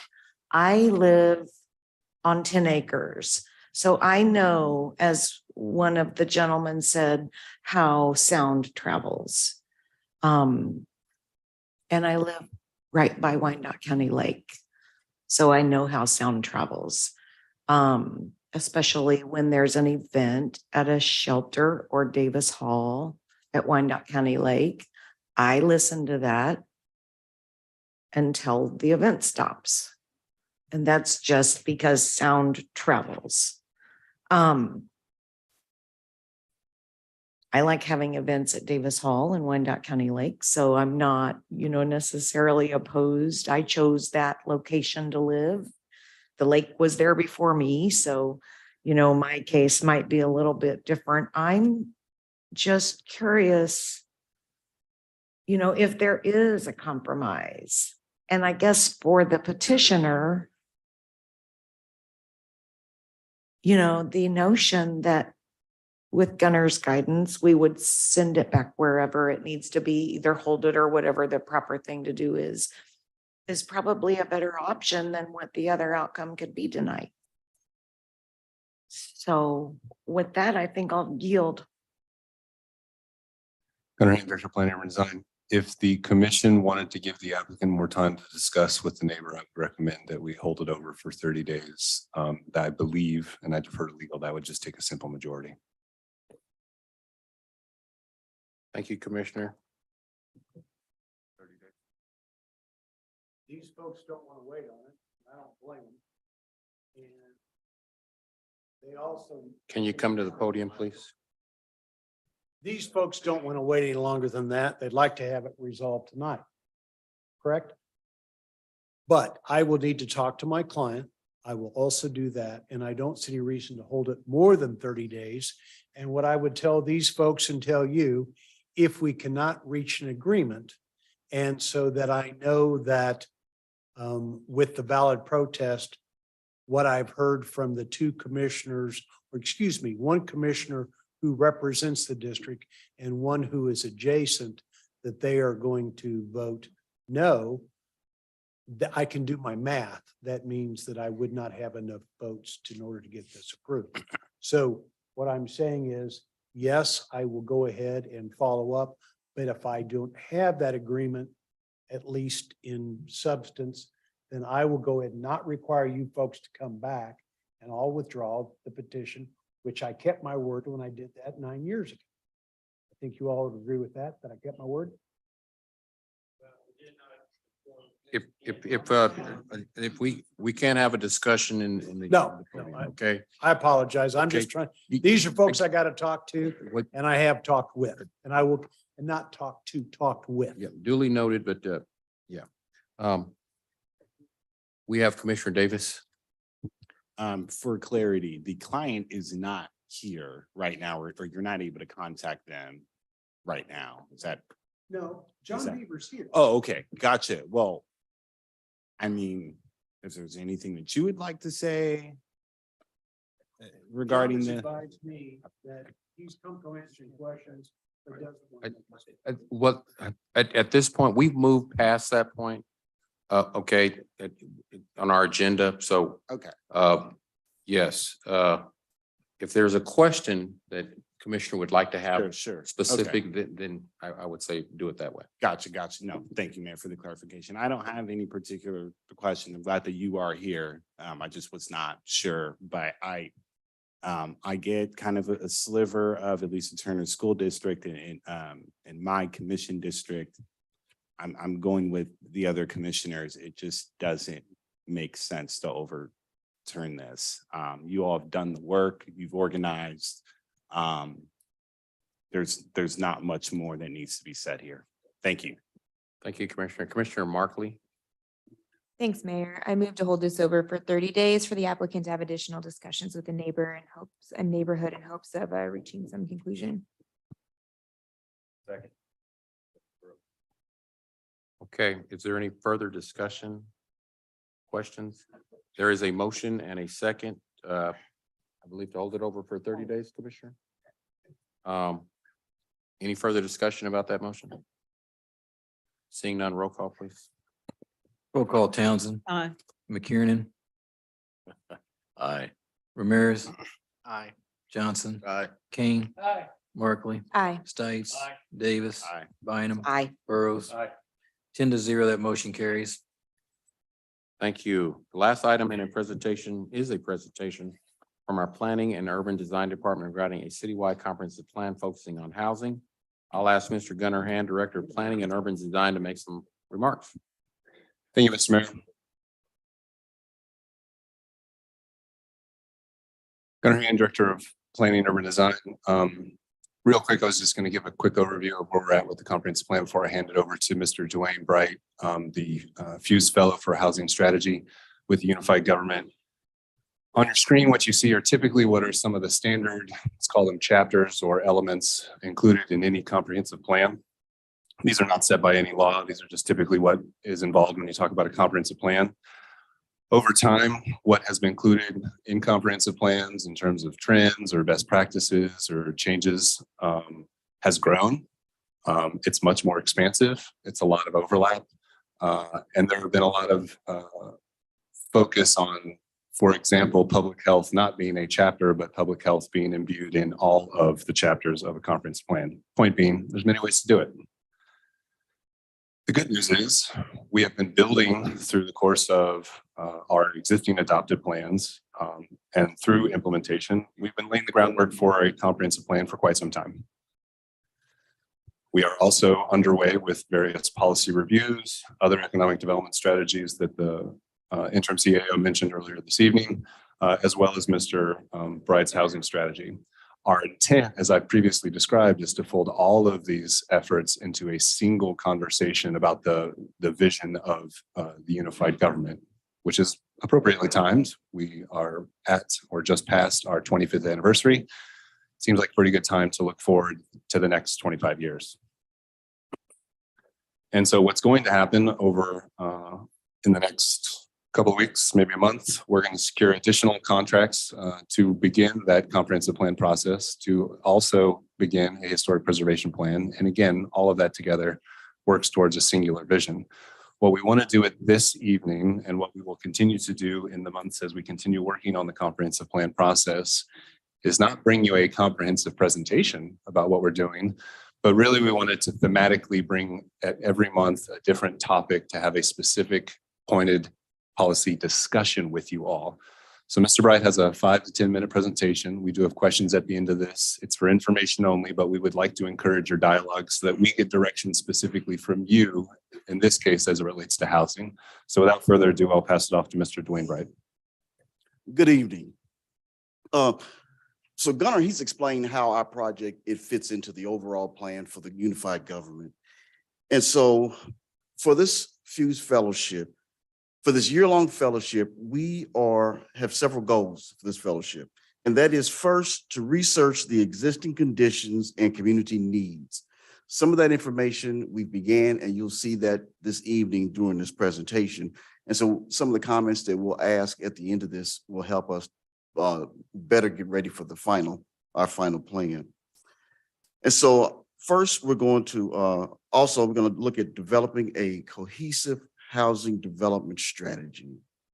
And this is about helping the unified government and the community understand the proposed journey of building new housing and also renovating existing housing.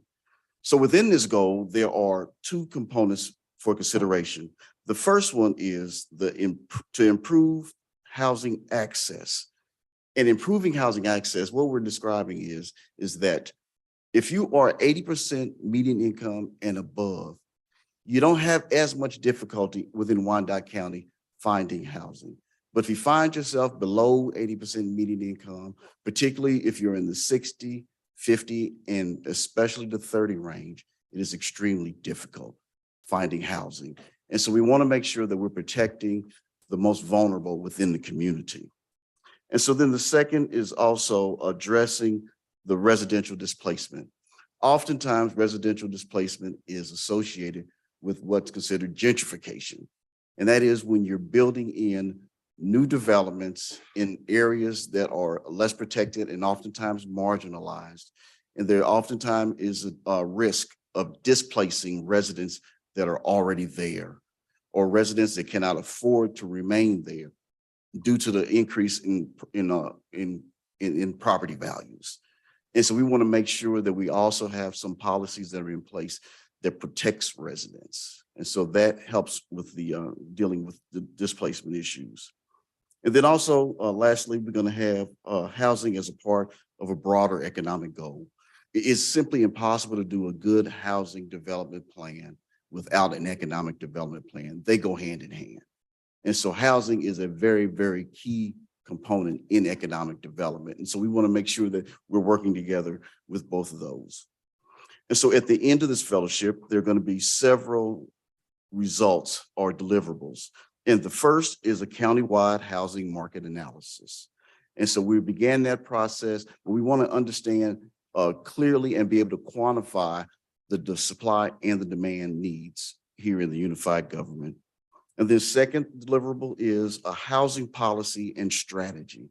That is a clear framework for the direction that we're going to take to develop housing within the unified government. And then lastly, it is a plan for implementation. We want to make sure that we're in a good position and that the unified government is ready to move in a way that's going to be able to implement any plans that come forward. So that's the core of our scope of work. And so to begin this process, I began with a 90-day landscape analysis where we looked at a cross-section of interviews throughout the unified government. And that was with elected officials, that was with administration, that was with neighborhood groups, community organizations, and businesses all throughout the unified government in order to get a better understanding of the housing conditions here in the unified government. And so in doing that, I conducted more than 50 interviews and did more than 25 community meetings, which helped us to get a good understanding of the most vulnerable within our community. And so for the historical context, now I have to say that Assistant County Administrator Alan Howes and his team had done a great work in getting together much of the data that the unified government has been utilizing over the last few years. And so in that interview, he was extremely helpful, along with Judd Knapp, that they pulled this information together. And so, redlining has always been an issue in cities all throughout the country.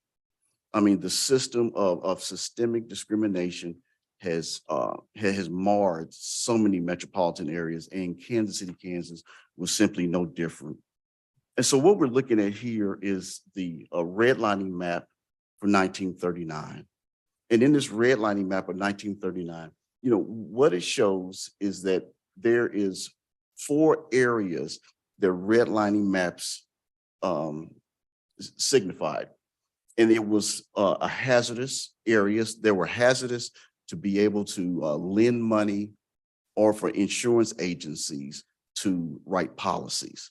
And it was really a discriminatory practice because when you talk about the hazardous or risky areas, it was always code for communities where minorities typically lived, minorities and immigrants.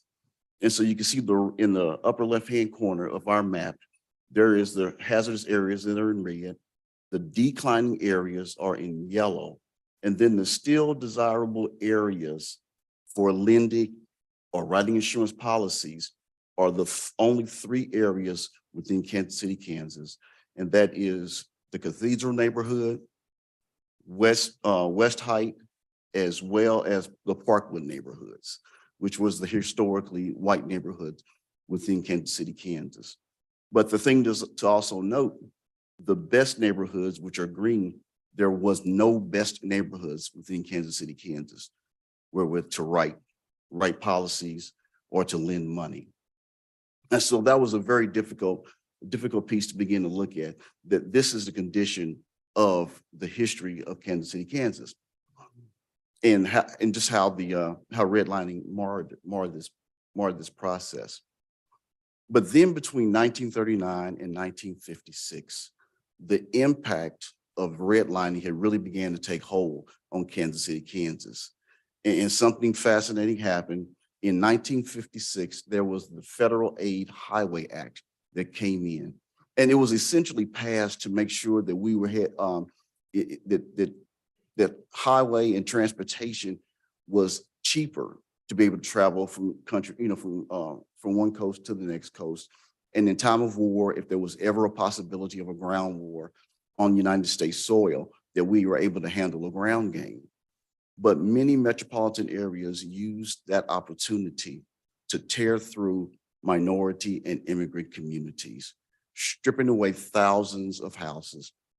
And this in Kansas City, Kansas was no different.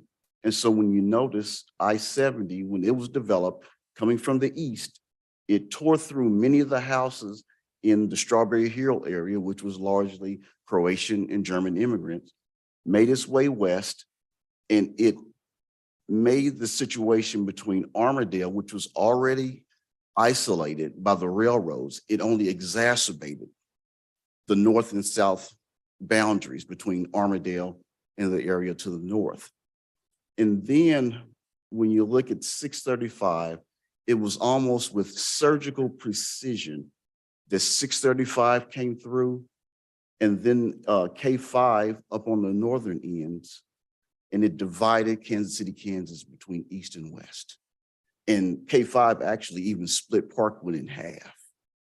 And so what has happened with the highways and with the redlining, it essentially economically starved the eastern part of Kansas City, Kansas. A literal starvation economically. Loans, insurance policies, and the like. And so it made it awfully difficult. And all this is all within inside the 635 loop now. And this was an exciting piece that Alan House's team came up with, this GIF, because in the late 50s and early 60s, that's when white flight began to take place in Kansas City, Kansas. In Kansas City, Kansas began this westward expansion.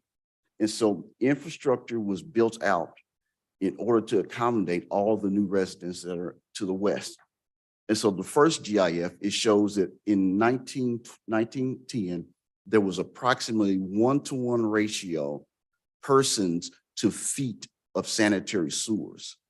And between 1910 all the way to 2010, that ratio went from 1-to-1 to 1-to-30. And the same incident happened with roads. In building out all of the roads and the amount of roads that were built was far more than could be accommodated by the population that the city had. And so what happened was that this put us into a severe debt cycle, that you had far more infrastructure than what you had in population. And these GIFs only document sewers and roads, doesn't mention the electrical grid, water lines, or storm sewers for that great expansion to the west. And again, that debt cycle, we're still in essence paying for that right now. And so there are two things that are the greatest impacts of redlining and the Highway Act. And no matter what city you go to, you're always going to find that the result was extremely high vacancies in vacant lots and tax delinquencies. And you can see this in this map that is a vacancy map. All of the redlined areas there, you can see where there is the highest amounts of vacant lots. For in Wyandotte County, there's over 12,000 vacant lots in Wyandotte County. Our land bank holds 4,600 of those vacant lots. But 90% of the vacant lots in the land bank is all in the Northeast. And even when you look at the map, West Height, Cathedral, and Parkwood have the fewest amount of vacant lots. And so there's a direct correlation between the policies of the past and the situation that we're in right now.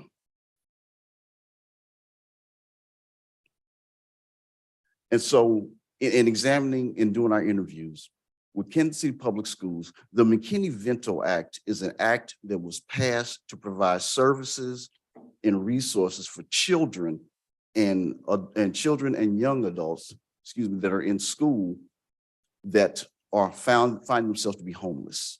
They're homeless. And so every school district follows the McKinney-Vento Act. And the Kansas City, Kansas Public Schools have 900 children that are registered under McKinney-Vento. And whenever you do any research about the McKinney-Vento, for every district that you have the number of youth that are registered, the actual number of youth that are homeless is double that, because youth don't want to associate with being homeless because of fear of going into the foster care system. So we have nearly 1,800 youth that are homeless in the Kansas City Public Schools. Then we have 45.9% of Kansas City, Kansas residents that spend up to 30% of their income on rent or mortgage. So they're heavily cost burdened. And then over 5.6% experience displacement due to evictions. And housing in the unified government. In looking at how does housing production and maintenance take place in a unified government, through our interviews, there are numerous agencies that handle housing related issues, from the area of the aging, the area agency on aging, to community development, our great Kansas City Police Department, the land bank, the neighborhood resource center, and particularly public health. Public health does a ton of resources as it relates to housing related issues. And so there's a lot of agencies that are doing housing within the unified government.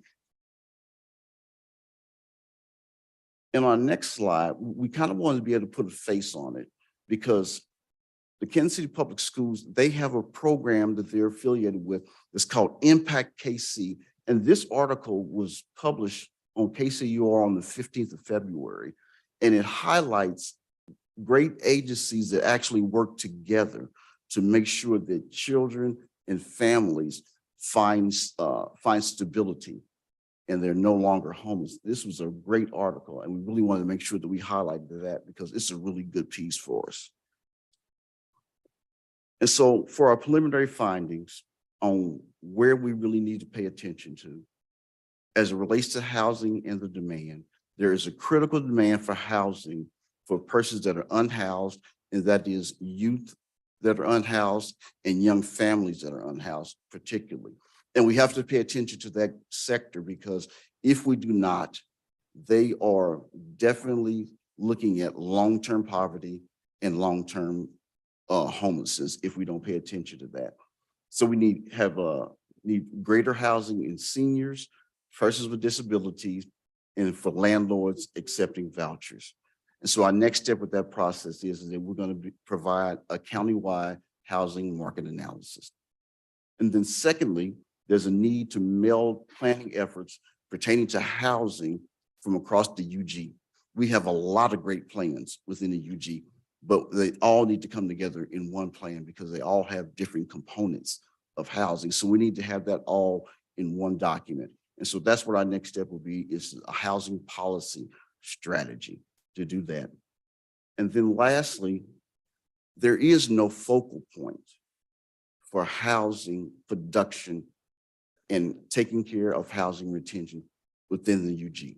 You saw that on that previous slide. It's done all across many, many departments. And the difficulty is that we have a saying in community organizing that when nobody is accountable, when everybody is accountable, that means nobody is accountable. That there needs to be an agency that is accountable for housing production and retention.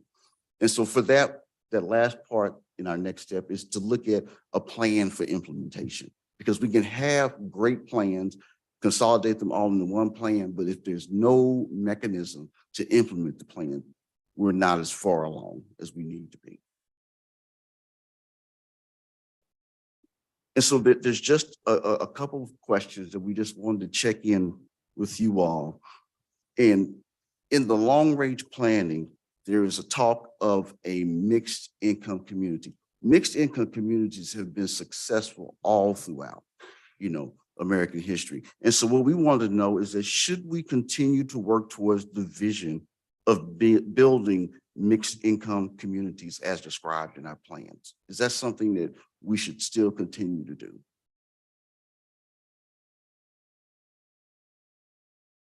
Commissioner Bynum, I think you. My answer is yes. I've been working in grassroots neighborhood-based organizations now for 20 to 25 years, and we've been talking mixed income communities that entire time. So yes. I have some other questions, comments, but I will say this out loud to everyone that I said to you when we met. We have Wyandotte Economic Development Council that was originated as Wyandotte Development, Inc. and focused on commercial industrial. And I've been asking for more than 20 years, where's my Wyandotte Inc. for housing? So, and I told you that when we met, and I hope that that's where we're headed. So it's really interesting to have you show us graphically all of the departments that touch housing. I think we know that in our heads, but to see it graphically is a different thing. And I think the important conversation that I think you're bringing is how do we house that maybe in one place within our unified government? And I think another question is, what's our role? What is the unified government's role as it relates to other public sector entities, the state government, the federal government, and the private sector? Thank you. Thank you. I would just add there's many different ways that you can work towards a mixed income community. From a land use perspective, coordinating land use with transportation is a key component of that.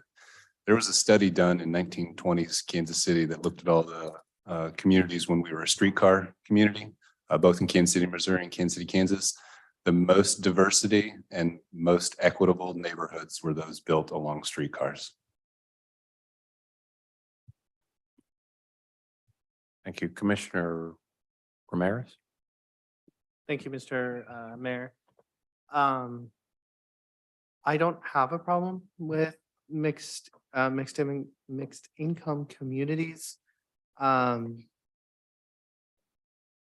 The only thing I not fear, but hesitant is the equity and fairness of mixed income communities. We don't want to build mixed income communities and then it starts going, you can go severely in both ways, where people are a lot of high income people come into the community and the lower income gets pushed out. Or if the higher income no longer want to live there, they leave. We have now a higher density and concentration of lower income living in the communities of what we're having now. And so it's just finding that perfect balance of the mixed income, but also I think when we're talking about mixed income is affordability, affordable housing. And unfortunately, our state loves to preempt a lot of the actions we can do on affordable housing and just housing in general. And so a request to Gunner or to legal, can we get a list of all state statutes that preempt us from dealing with anything having to do with housing. I know there's a lot out there. And so I would like to have a comprehensive list so that I know when we're going through this discussion of housing and coming up with the housing strategy, we can have on deck, as I'm in front of me, the different laws that say we can't do this. Because I know there's a lot. We could do a lot of good impact to our community, but our state doesn't allow us. And so I know that was kind of off center for what the question, but agree with the mixed income as long as it's fair, equitable, and affordable.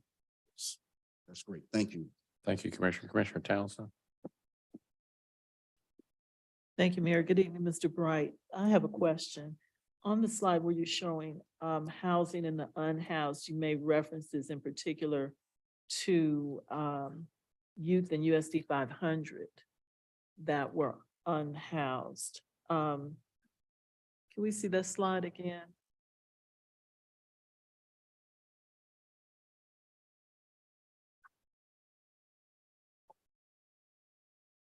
The 5.6%.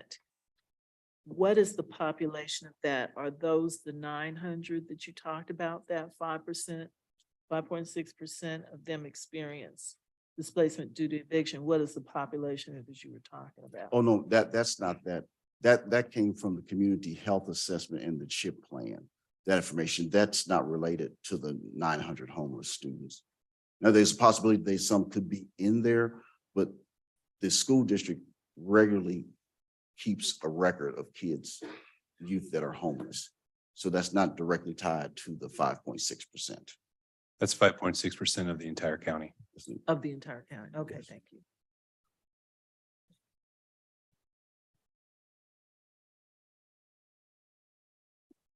Okay. Thank you. Commissioner Johnson had a question. Thank you, Mayor and Mr. Bright. I would encourage us not to try to have the fullness of this kind of discussion at 9:30 in the evening time. I'm not prepared to give my very best to this conversation. I think I'd like to at least encourage us to think about having this during a special session where we can have a more full-throated discussion and those questions, because as soon as you asked that first question, I was going, no, I'm not ready to be in dialogue. I can only speak for myself, but I would encourage us to really think about having this discussion in a special session where we can really get into it, and I can speak for myself. I can be better prepared to be able to respond. Yes. Thank you, Mayor. Thank you. Thank you, Commissioner. Commissioner Davis. In light of that, I will be fast, and just in my responses, just in regards to all of the questions. Number one, staff. It's great for us to come up with these ideas, but if we do not have the people to implement them, it makes no sense of having this conversation at any time. And so if you all can come back to us, how can we support staff? How can we recruit and retain staff so that we can make some progress on housing? That would be great. Working with our lobbyists, right? Commissioner Ramirez talked about all of the state statutes that preempt us. Speaking with Mr. Davis, what is currently happening at the state legislature? What can we advocate for as Wyandotte County? That would be very, very helpful. Our congressional delegation. We have two members of the House of Representatives and two senators. Are we engaging those offices? Because redlining is not just a local problem or a state problem. It's actually a federal problem, and we do not hold those folks accountable for moving the needle on that. The last thing I'll say is I know Kansas City, Missouri has done some very, very innovative things regarding this, especially working with their houseless population. And so speaking with them in surrounding jurisdictions to see what has worked and what could be implemented here would be great. But I will go back to my first point, staff. If we don't have the staff, no point of having a conversation. Thank you. Thank you, Commissioner. Administrator, did you have anything you want to add? Thank you, Mayor. Yes, Interim County Administrator Cheryl Harrison Lee, I would agree. This is definitely a conversation for a special session. And what I'd like to know from the commission is if you would like this moved to the 30th meeting for a special session to have this. Okay. Will do. Interim County Administrator, if I may, if we plan to do this every month, should we plan to have a special session every month around the comp plan? Let's have a little bit more dialogue about that. Thank you so much. Good presentation. And housing is a big issue. We'll make sure that we do get a special session for this commission at their request. So hopefully staff, I know you're limited, could be prepared for that, to answer some of the questions that I know some of our commissioners have and give us a little more clarity so we can get you some clear direction moving forward. I can say that housing is a big issue. I've been to DC to several conferences. And when you talk about homelessness and where we're at, just not in Wyandotte County, but throughout our nation, the housing tends to be the main topic of discussion coming up. And not just housing, but rents that continue to go up. I know that there's some communities, you can look at New York City, and that have looked at some policy and legislation to address some of those issues with rising costs and things of those nature. So I agree, it would be good to look at what other communities are doing, cherry pick some of those best practices. And I think it'd be a good item of discussion for our commission to consider on how best to improve the condition, especially of those that you mentioned, those that are at the medium to lower socioeconomic ladder that are really struggling just to make ends meet, let alone trying to decide whether to put food on the table, pay the rent, keep the lights on, and things of that nature. But I think I don't want renters to be overlooked in this equation as well. When you talk about evictions and how that impacts, because a lot of lower income folks unfortunately don't own properties. A lot of them really depend on rent and having those landlords, a lot of vouchers out there. And with rents continue to rise, I think we really need to look at not just homeowners, but our renters as well. And so thank you so much. That was for information only. That concludes the planning and zoning portion of our meeting. I'll entertain a motion to adjourn as the Board of Commission and call us back to order as the Land Bank Board of Trustees. David's move to adjourn.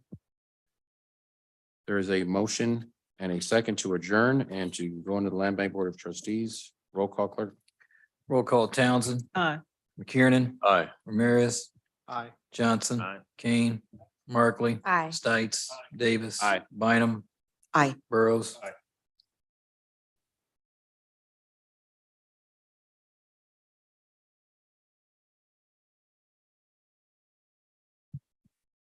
We are now in Land Bank. Thank you. Okay. I guess the clerk meant to say that motion carried, so. We are now acting in our capacity as the Land Bank Board of Trustees. Do any members of the Board of County, any of the members of this board or county administrator wish to set aside any item on the Land Bank consent agenda? David's move to approve. McKiernan, second. Okay, nothing set aside. There is a motion and a second to approve. Any further discussion? Seeing none, roll call, please. Townsend, Aye.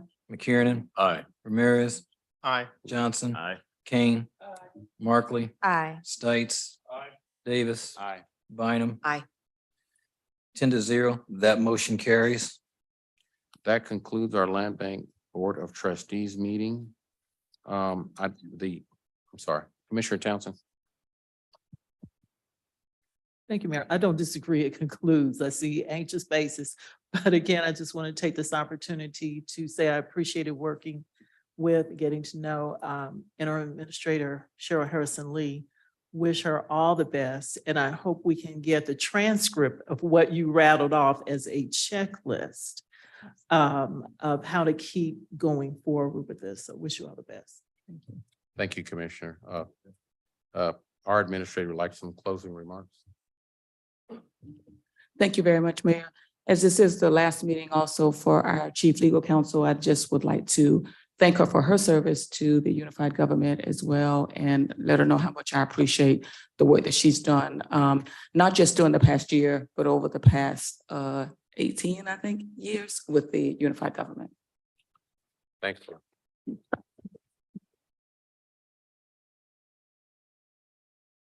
Would any commissioners like to make any comments? I know we've had comments for our interim county administrator and her outgoing. Any comments for our chief legal counsel?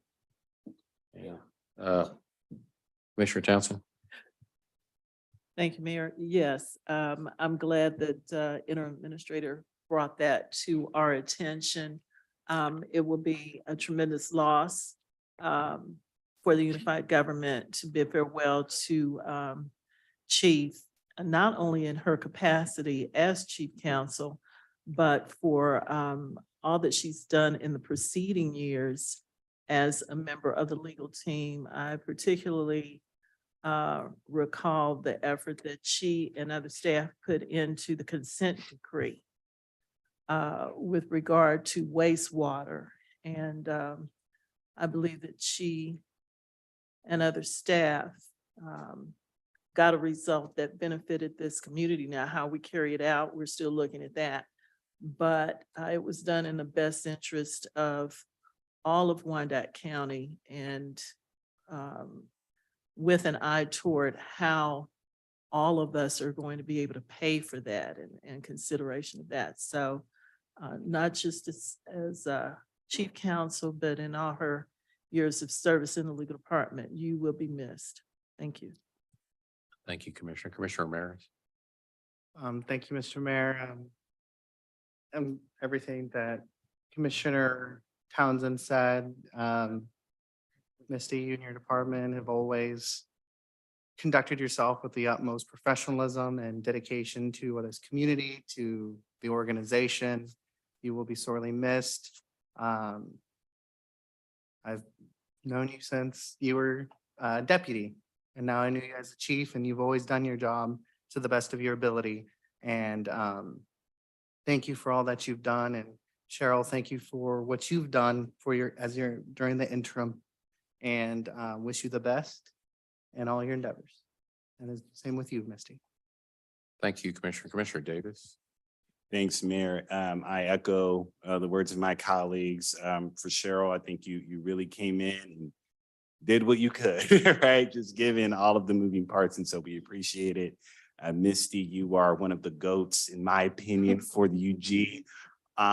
It's just, you've made me a better community leader, commissioner, really understand how this place works. We are dearly, dearly going to miss you. And I know there are so many battles that you fought on our behalf that no one even knows about. And so we really stand on your shoulders and the foundation that you laid. And so thank you so much for your contribution. I wish you and your family the best. I'll also mention Allie Porter. I know that she's not here, but I also know that she also accepted a position elsewhere. And so I'm sure at some point she'll see this, but Allie as well, phenomenal colleague, staff, really gave her all to this community, and truly our loss in the gain of my former employer, the city of Lawrence. And so wish all the three of you the best. Thank you, Commissioner. Commissioner Markley? Thanks, Mayor. It has been a delight to know Misty both as a person and as an attorney. You know, in my normal job, I get the grace that most of the time when people ask me hard questions, I get to go back to my desk and dig around for a little while, and then I get to go back and answer their question when I'm sure I know what I'm talking about. But here at our meetings, we don't get to give that same grace to our attorneys. So Misty is very often put on the spot with questions that I in my day job would have got to spend a couple of hours researching before I had to spew out a response. And she always handles those tense moments with grace and gives us the right answer and the answers that we need to move forward. So we're going to miss her expertise and her delightful personality as well, and wish her well in her next role. Thank you, Commissioner. Commissioner Kane? Thank you, Mayor. Well, Cheryl, you came into a mess. You held us together as best you could, and we appreciate that. And I want to thank Misty for keeping some of my fellow commissioners in line when they got out of line.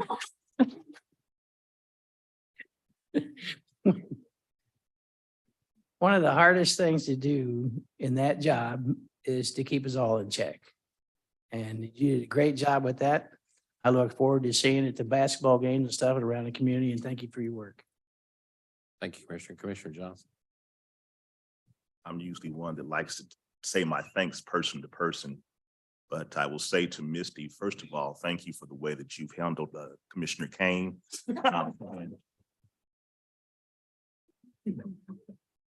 Since he wanted to deflect to the rest of us, let's point some fingers back that direction. It took grace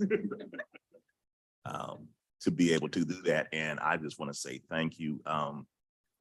The way that you stepped forward was safe and welcoming in that you had a willingness to at least hear and to work.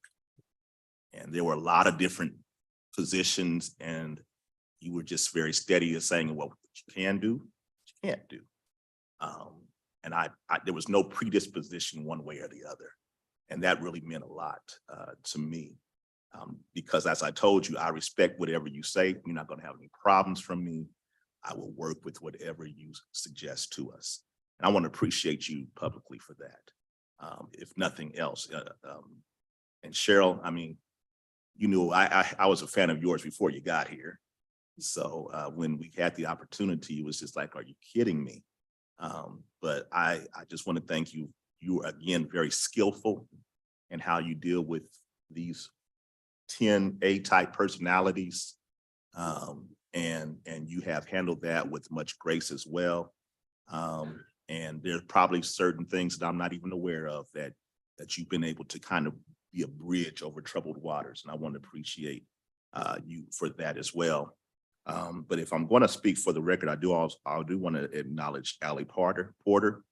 I do want to acknowledge Julianne Van Loo. I do want to acknowledge Kathleen Van Aken and Catherine Carter and Justice Welker, who all have been top level talent that are moved on to different areas. And I appreciate working with every single one of those persons and for the things that they've done for the UG. And I only wanted to say that for the record, that I acknowledge these persons that are present tonight, but there are other persons that I have not had that opportunity to make a public state of public appreciation for the work that they've done for this unified government. So Mayor, thank you for that. Thank you, Commissioner Burrow. Well, thank you, Mayor. You know, I initially met Misty when I came home from the legislature working on a statewide smoking ban and to utilize moving our community forward so that we wouldn't be the last one because of our health status. And Misty, I remember you and I working very closely together, and we didn't always agree. One thing I have respect for is when people can disagree respectfully. And you have a demeanor about you that is complimentary in what you do. And you came in I got to work with you under a crisis situation with the smoking ban. It was coming through the state real quick. And you're leaving me when I'm in the middle of a charter review. And that history is very important when looking at that charter review and your legal guidance. And we have our other attorney that has worked with me on this. But I'm going to miss our conversations. And to Ms. Harrison Lee, I want to say that anyone that gives service to Wyandotte County should be recognized. It's not easy work. And if it was, we would have a lot more trying to do it. So it takes a special talent to step in here and help guide. We may not always agree, but when we do agree, it's respectful. So I wish you the best and thank you both for your service. And as far as the others, Allie, I haven't had a chance to talk to Allie, and I just soon do that personally. Thank you, Commissioner. Commissioner Bynum. Thank you, Mayor. Don't want to not speak because I don't want to convey the message that I don't care, but I feel emotional, so I want to be brief. But I want to thank these two professional women for what they've given.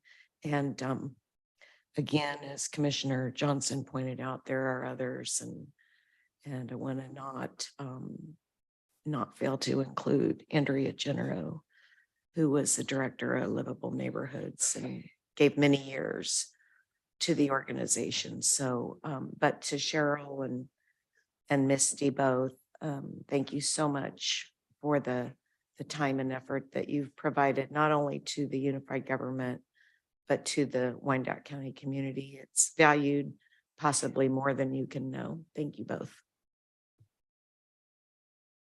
Thank you. I'll just say Commissioner Spikes. Well, I've reached out to both of them, both Cheryl and to Misty, privately, and spoke to Ally also. And I remember the first meeting with Cheryl on the 9th floor. How you basically took a brand new commissioner under your wing there and said, let me know what you need. I'm here to help. And I appreciated that because, again, brand new, wasn't sure going from a city council to a commission, what all it was going to entail. And I want to thank you for your guidance and your help through this process. And I look forward to interacting with you in the future. I'm sure we'll see each other again. And Misty, same thing, you worked on a lot of tough items for us. And I've always felt that you handled yourself in a very professional manner and respected everything that you've ever put forward to us. Going to miss you. I think it's a blow to this organization to not have you around. And I do want to say about the other employees that were mentioned. It's a shame that we've lost in the last 14 months, the amount of employees that we've lost out of here. It's embarrassing. And when we talk about employee retention, trying to draw people here, and we have them walking out of the door faster than we can get them coming in. We got to work on that. And we got to do better. And I appreciate all that have come before me and the ones that have left. And I hopefully we can slow that exit process down. Thank you. Thank you, Commissioner. I met Ms. Brown when I was on the police department. She worked with us on some tough issues, and I can say she was committed then. And even now I can say that I've worked with a lot of folks, and when they say that they're leaving, they usually step out the door and burn time, or they're not there. Misty has showed up. She's still helping, and she's still providing counsel, and she's still available.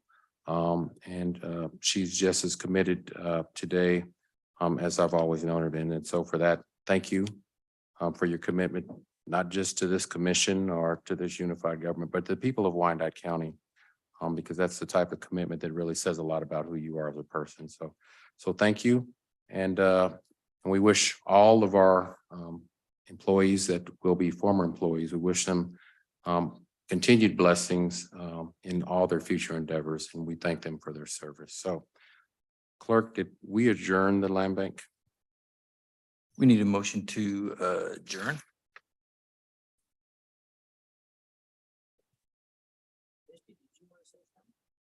Misty, before we adjourn, did you want to have comments?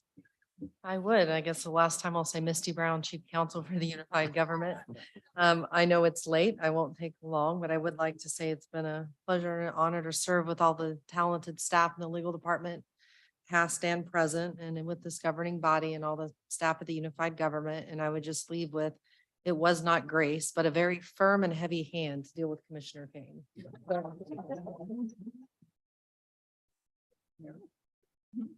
Thank you, Misty. And blessings to you in all your endeavors. So, Clerk. Okay, we need a motion to adjourn. Okay, I got a motion and a second to adjourn from the Land Bank Board of Trustees. Is there any discussion? Seeing none, roll call. Roll call: Townsend. McKiernan. Aye. Ramirez. Johnson. Aye. King. Barkley. Aye. Stites. Davis. Bynum. Aye. Burrows. Aye. 10-0, that motion carries. Thank you. And we are adjourned as a commission and as a Board of Trustees. And so everyone have a good evening.